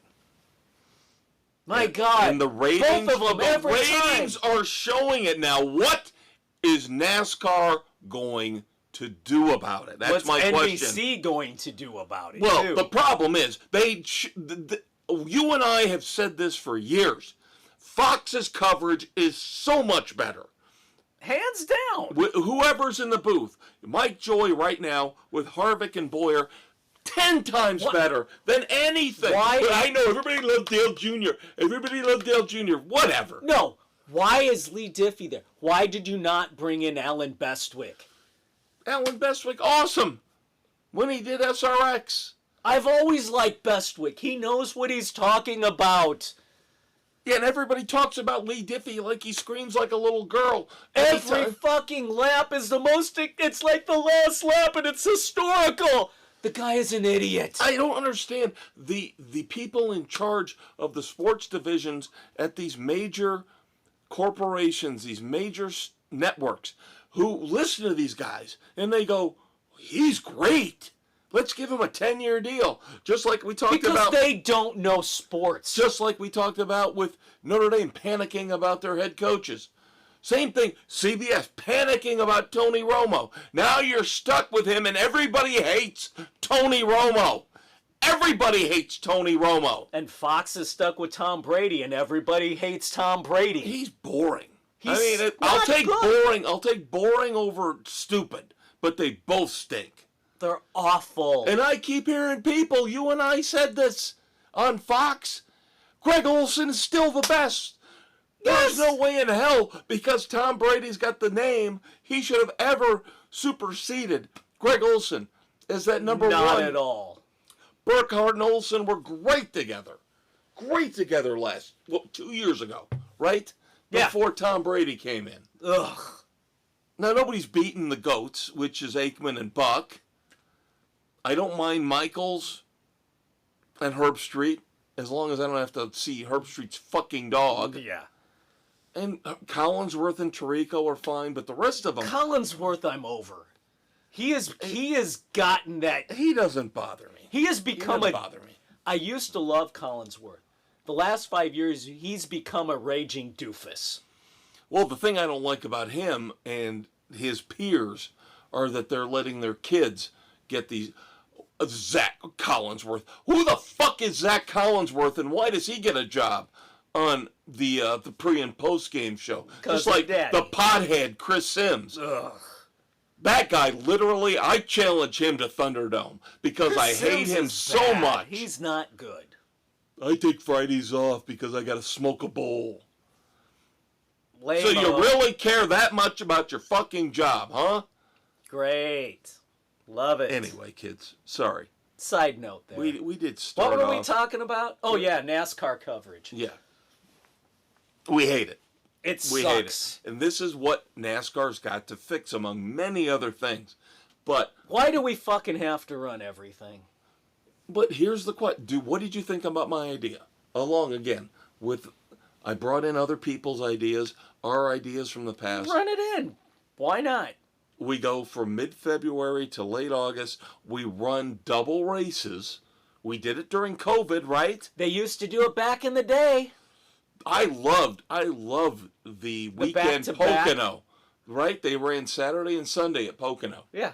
Loved it. Gee, why don't we run a Saturday night, Sunday afternoon Bristol? That, my friend, sounds outstanding. It sounds brilliant beyond belief. Or, to give them more time, flip it. Run a Saturday afternoon, a Sunday night. Whatever. But I think a doubleheader at Bristol weekend would make tons of sense. Run Cup Friday night and Saturday afternoon. Whatever it takes. Don't shrink the schedule. You run 36 races, but you can do it. Get fucking creative. And I would pull the drivers in, and I would say, listen, guys, I know you're not going to like it, but if you look at the ratings here for what's happening in September and October and November, when we're supposed to be pulling in our biggest audience. When there's no shows right in the middle of summer during the week. We could dominate. If you guys could suck it up a little bit and run 2 races a week. And then you get a longer off season to spend time with your family. Think about it. They used to run. They won't do it though. They won't do it. They used to run 2 to 3 races a week, sanctioned. How do you think Richard Petty got so many damn wins back in the day? I know, but they won't do it. They'll bitch and piss and moan just like every other modern pampered athlete. These drivers are running 2 or 3 races a week as it is. Well, yeah, they act like they're running their modifieds. They're running their sprint cars. They're running Kyle everything else. You know, you're right. They're already running 2 to 3 races a week. Right. You don't mess up Indy weekend. Let somebody try the double. You run one race that weekend. Sorry, that was almost like Bugs Bunny. One race. One race. But You can figure it out. Dave and I could sit down in one night with a case of beer and figure it out. Gee, let's move the 600 to actual Memorial Day. Run it on Monday. I'm serious. You and I could do this in one weekend with a couple cases of beer. And have plenty of time left over to trade. And a massive spreadsheet tacked onto the wall. We could figure this out. You know?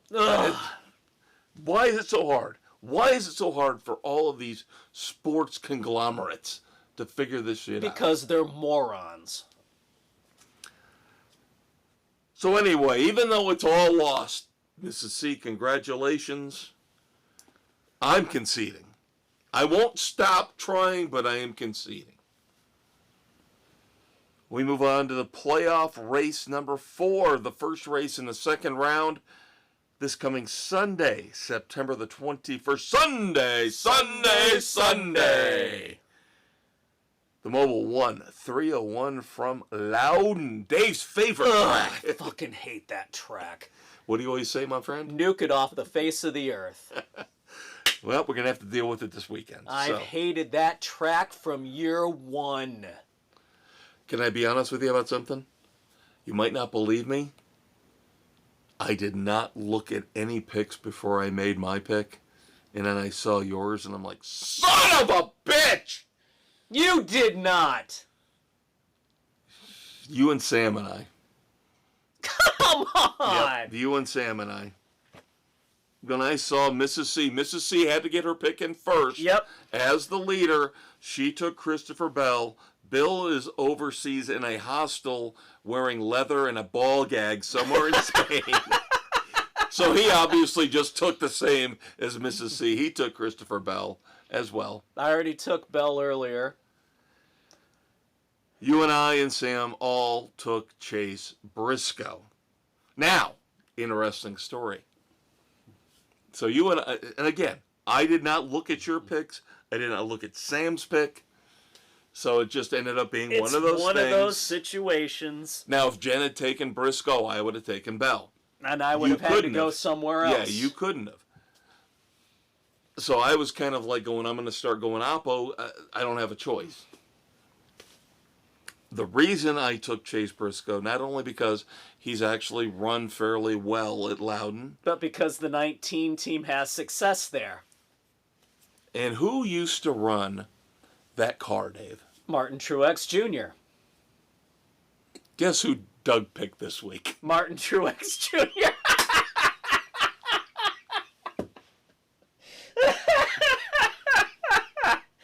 Oh my God, Doug. That's why he doesn't have a pick in yet. And he didn't respond to my text or my email. Oh, God. Doug is trying to give me an aneurysm, is what he's trying to do. I'm completely... He is a Soviet spy implanted to make me just have a stroke and die. No, Doug's special. He picked Martin Truex Jr.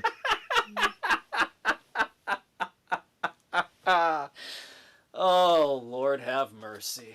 So 6 of our 8 panelists have their picks in. Again, Dave and Sam and I take Chase Briscoe. Bill and Jen take Christopher Bell. Aaron takes Denny Hamlin.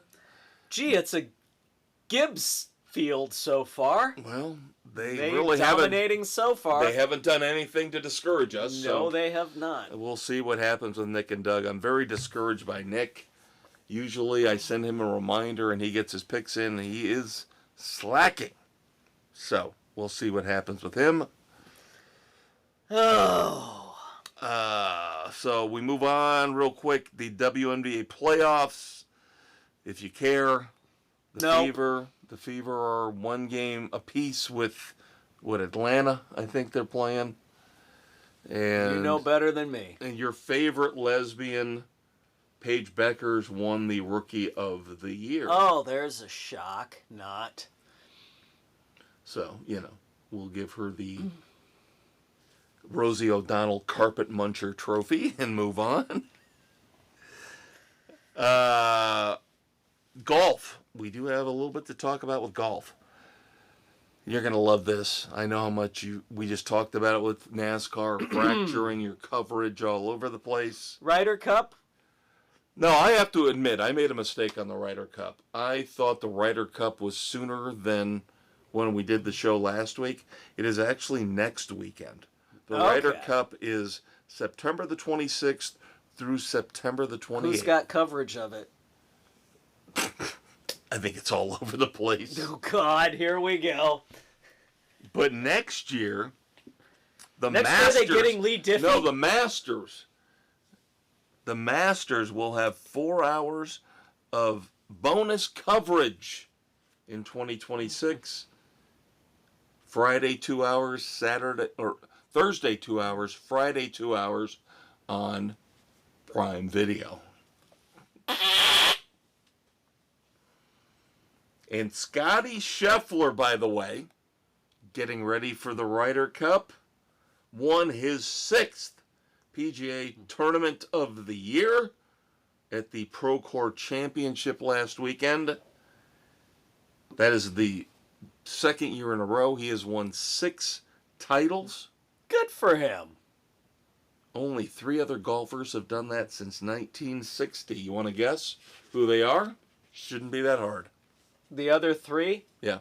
Arnold Palmer, Jack Nicklaus, and Tiger Woods. Wow! Yeah, that was hard, wasn't it? That was so difficult. That should tell you the elite company. That's the company he is in. Yeah. Yep. Back-to-back years with 6 or more PGA Tour victories. Then, of course, because we can't get enough of talking about sports media, Tom Brady getting a lot of shit for showing up in the coach's booth for the Raiders Monday night during Monday Night Football. He should be getting it, as should the fucking NFL, for allowing a part owner who's obviously invested in the team and helping them in any way possible, also being allowed to be a commentator. You do not see the conflict of interest here? Seriously? Advanced scouting. And you can downplay, oh, he doesn't help, he just consults and bullshit. Yeah, everything's on Zoom. Bullshit, bullshit, bullshit. Oh, it frustrates the hell out of me that Goodell is allowing this to happen. There's your key right there. Goodell, more so than ever, is proving to be nothing but a puppet. There is no way Brady should be allowed to be a commentator as a part owner of a team.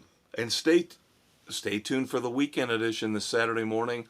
I will have another rant concerning the NFL and ESPN, because we now know they're in bed together officially. Oh, yeah. We've talked about that before, and now it's all come to pass. Yep. Then, of course, because we all know that every single woman, we love women. Don't get me wrong, we love women. But let's be honest. A lot of these chicks in sports media got their jobs for their looks. Yeah, they're assets. Let's put it that way. One of them being Molly Querim, who's been on ESPN for a long time, doing nothing but showing off her assets. Wearing the most revealing clothes. That's ridiculous.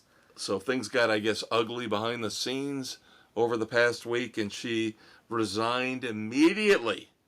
Will no longer be on First Take.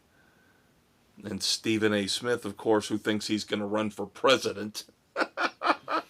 Boy, he thinks a lot of himself. It takes a big ego to work at the Ego Sports Programming Network. Yeah, talking about how I can't really disclose what I know, but I know it's not good. Paraphrasing, but he's an idiot.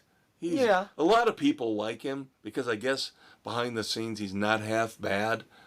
but he gets paid to do the hot takes and to be a controversial his on-screen persona. He's just awful. That's what he gets paid to be. I know. And I know. I've heard the same thing, that he's one of the nicest guys. Yep. That you could ever run into. Yep. But he comes off on screen like an absolute jackass. And that's what he's paid to do. You're right. He's a hot take artist. Now, I'm going to stick with media, but I'm going to have some fun with it for my badass of the week, my Clint Eastwood badass of the week. I changed this joke up a little bit to suit our needs. I've done this on occasion. I usually do it once or twice a year. We all know I'm obsessed with fantasy football, so I watch fantasy football now every Sunday morning on ESPN. And one of the coolest guys on the show, they're all a bunch of geeks, but stat geeks. Mike Clay's fun. He has his weekly dad joke. Oh, God. So this one I thought was stellar beyond belief. So as I mentioned, I have changed it up a little bit to suit the needs of Dave and I. So, okay, Dave. Kevin. Had a new neighbor move in behind me last week. I don't know if you noticed. But, of course, being nosy, and of course, neighbor Dave being nosy as well, we both had to go check it out and see, introduce ourselves and see about this new neighbor.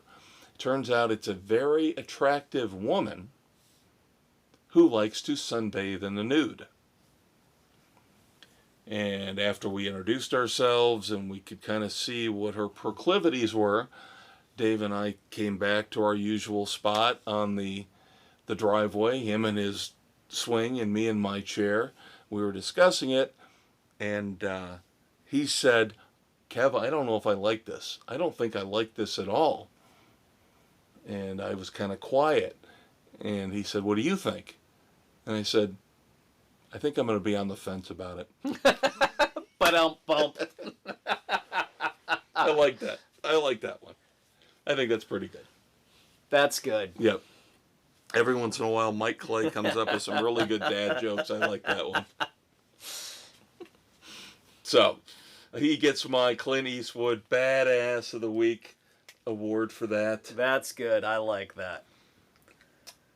Then finally, in boxing, for those of you who like your combat sports, I guess this was a historic win. Terrence Crawford beats Canelo Alvarez over the weekend, a unanimous decision. He becomes the undisputed super middleweight champion. He is 42-0 now. Damn. So nice little run. Yep. But again, Dave and I have talked about this. We really don't follow boxing anymore. It's not like the we same. used to. So please forgive us if we don't, go all goo-goo eyes, nutsy cuckoo crazy about it. There's just been too much crap going on. Yeah. Now, in terms of moments of silence, sticking with boxing, Ricky Hitman Hatton died at 46 years old. Oof. It doesn't sound good. No. I didn't see a follow-up on the investigation, but I have a bad feeling that this might have involved self-harm. I hate when that happens. Former boxing champion. And again, at 46, this was even after when we were watching boxing. Very, I know the name, but that's sad. Out of the NHL, Ed Giacomin, Hall of Fame goaltender for the New York Rangers, passes away at 86. Yep. Thoughts and prayers to his family and friends. And again, of course, since I listen to a lot of New York sports radio, heard a lot about that. So, with that, we pivot to find out who wins the Golden Boot Up the Ass as this week's Red Foreman Dumbass of the Week. All right, we got 6 for you this week. I think I've got a very strong selection for your Uncle Dave to Suck it to me. for Uncle Dave to go through. Had to pull that one out, didn't you? Yeah, we ended with the boxing thing, and it's a preview to the weekend edition, so. Love it. Absolutely love it. Let's see. Let's start off with Taylor Townsend. Taylor Townsend is a very, very well-respected doubles tennis player from America who happens to be overseas right now playing in a fairly important tournament in China. Taylor Townsend had to apologize for insulting Chinese food. What did she say, you might ask? She had a menu which featured bullfrogs and turtles. And all she said was, wow, I might need to talk to HR about this in terms of our meal plan. She had to put out a lengthy apology for insulting the Chinese people and their food. No, you do not apologize for that. Do you see a pattern, though, from what we Why talked are we about? kowtowing to China? Remember, we had John Cena do this. LeBron James. LeBron James. What the fuck are we doing as Americans? What? Do these people literally, when you come out of the country, say, you say anything bad about us, we're going to kill you? That's what the feeling I'm getting. not going. That's the feeling I'm getting. Then fuck China. I ain't going. She said nothing wrong. She said nothing wrong. If I saw bullfrogs and turtles on a menu, I'd say, do you have anything else? and all she said was, I think I need to talk to HR about the meal plan. Come on. That's ridiculous. I'm standing up for Taylor Townsend. She should not have to apologize No. for that. And it was a lengthy, they forced her to go into this lengthy apology. Hell no. I had nothing but respect for the Chinese people, and I understand how hard they work and the food that they get. Now, is she the dumbass or the asshole handlers forcing her to write that? Well, that's your call. That's your call. But she apologized, right? The apology came from her account. I'm with you. Stop. I am so tired China's of ass. kissing people's Fuck 'em. ass. All right. Follow up from last Hear week. that, you Chinese little microscopic hacker people listening to this? Yeah. Fuck you. Send your assassins to me. Come on. Find our studio and come after me. Bitches. Following up from last week. Remember I told you about the Yahoo Sports AM newsletter yes, those I get? morons. Oh, they're not done yet, Dave. They're getting worse. I don't like to repeat, but I had to. Because one of the featured stories this week on the Yahoo Sports AM newsletter, otherwise known as Snowflake Central, there was a cheating scandal in stone skimming.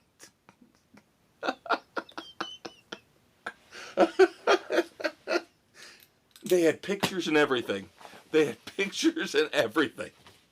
I'm packing up. I'm going home. I'm done. It's over. They had pictures and everything showing how you can cheat at stone skimming. What the fuck are you covering this shit for? Because the stones could be too round and too polished. Oh, for the love of fuck. I'm telling you, Yahoo, these guys are the biggest snowflakes ever. They'll barely talk about the 4 major sports, but a stone skimming scandal overseas has to take precedence.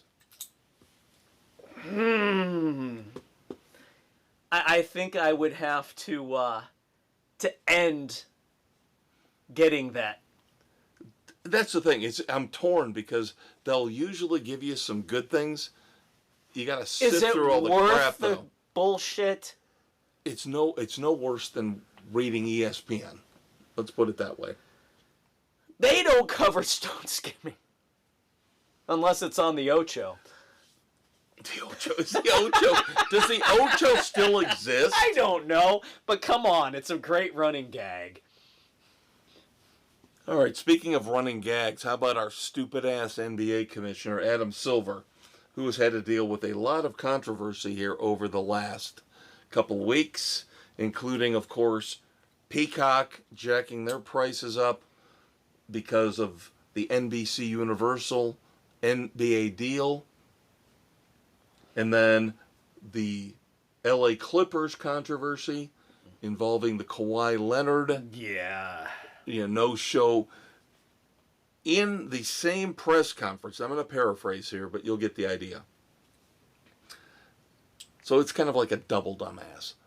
So when asked about the Clippers, he basically, the burden is on the NBA.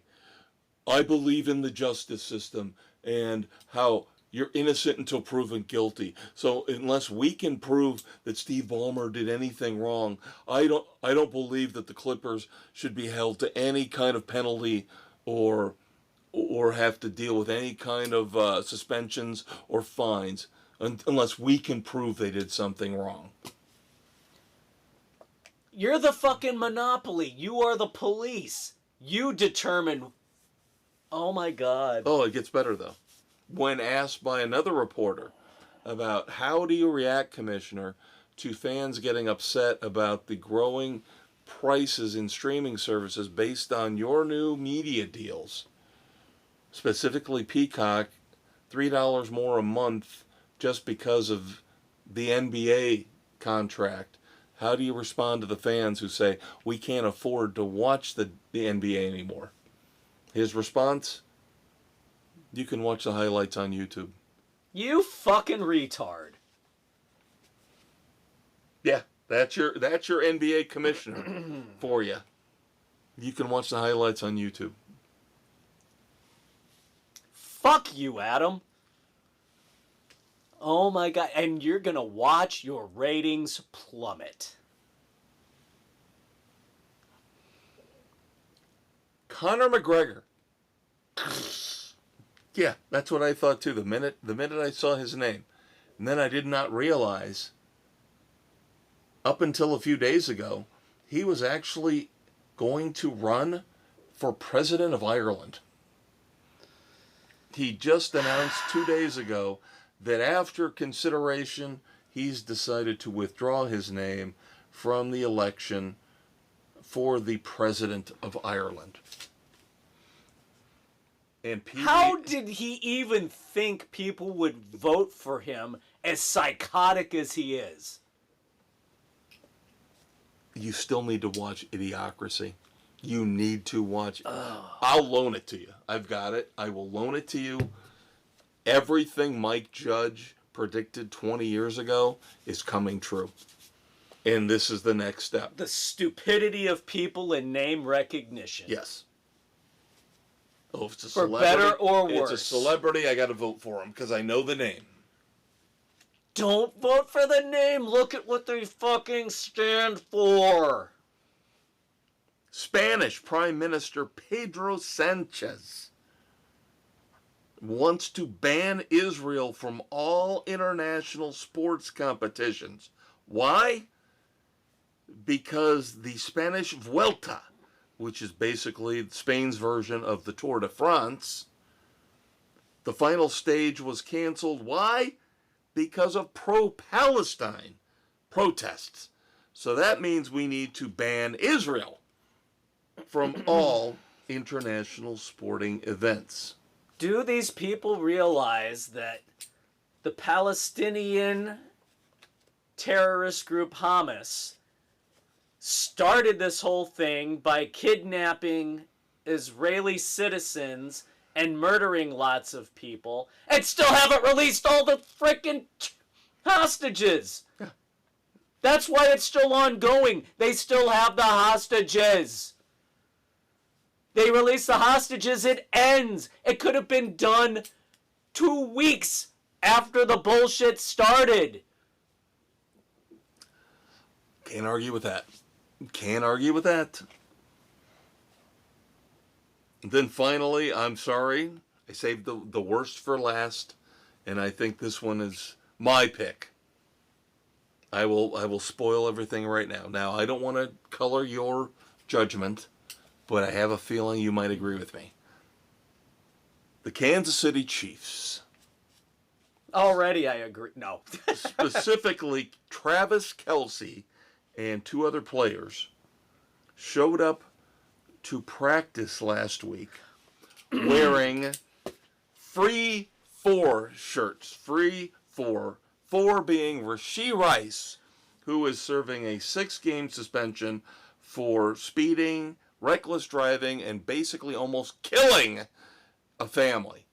Travis Kelce and those two other players are complete fucking morons. These asshole entitled athletes need to be held accountable for their poor decisions. And again, Rice got lucky that he's not serving more jail time than he was sentenced to. ask the kid from the Raiders. Ask how his career has gone. Remember him? Yeah. Where In the toilet. Yeah. After he actually killed somebody. Yep.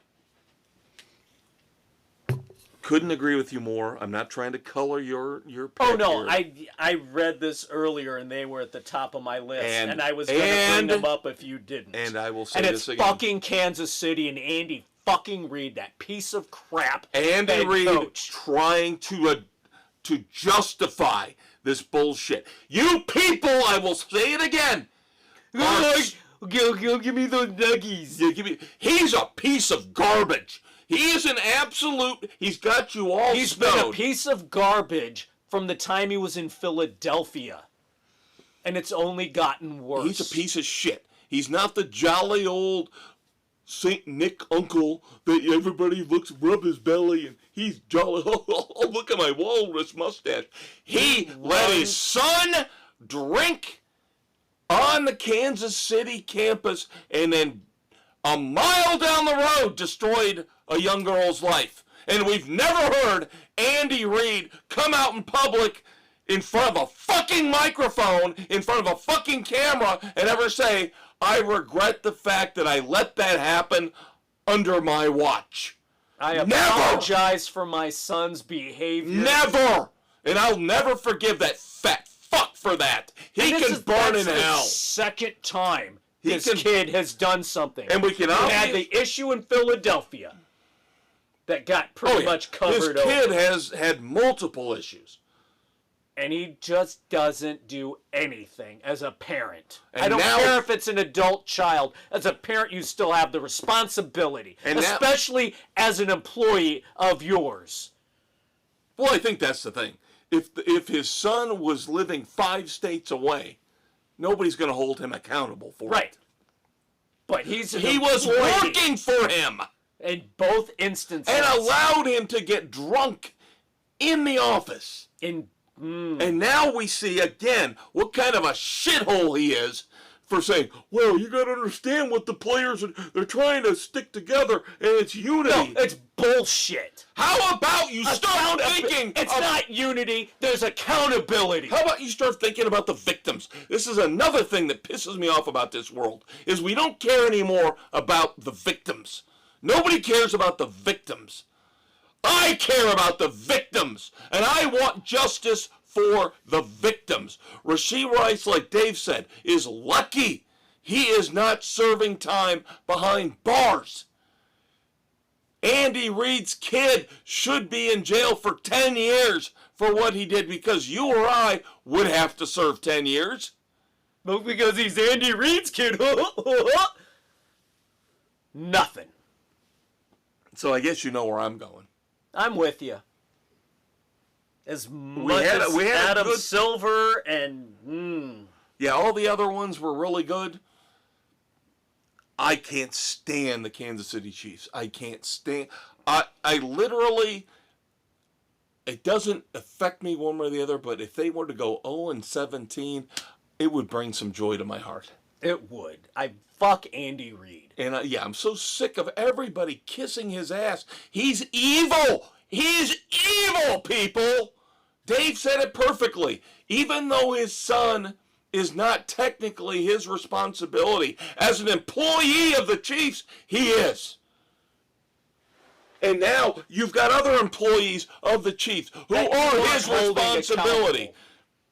And thank God the attorney for the victim in the Rashee Rice situation came out and said, this is deplorable. This is disgusting. It's disgusting. It's an absolute travesty. And the fact he's still getting commercials and still getting these public service announcement spotlight.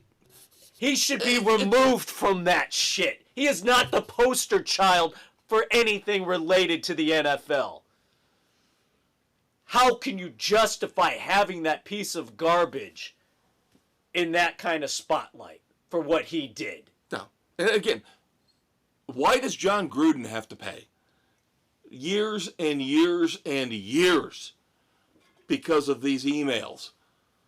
But Andy Reid, his son, under his control as his boss, destroyed a young girl's life. He gets a free pass. John Gruden gets blackballed for years. Fuck Roger Goodell. Fuck the NFL. And I swear to God, I will bet my life on the fact that Andy Reid burns in hell. Burns in hell with his fucking nuggies when it's all said and done. Because he is not the squeaky clean guy everybody in Kansas City thinks he is. Ugh. That being said, we got to start doing the weekend edition, kids. So we got to wrap this up. That's what she said. Tie a pretty bow on this one. Yeah, we don't want one more maestro running around the world, do we? One little maestro. Although, if you watch the Screenboat movie, that wouldn't be a problem. But we'll get to that on the weekend edition, kids. Dave's just getting that now. Yeah. I was trying not to laugh, but I had to. That is your bestest, most favorite uncle ever, your Uncle Dave the Conquistador, Dave Height. That is your other bestest, most favorite uncle, the maestro, Kevin Crane. We love you guys. Thank you, as always, for listening in. We'll do it all again in 7 days. More NFL, more NCAA football, more NASCAR. But don't forget The Hangover Cure, your favorite politically incorrect pop culture commentary, the weekend edition on Saturday morning.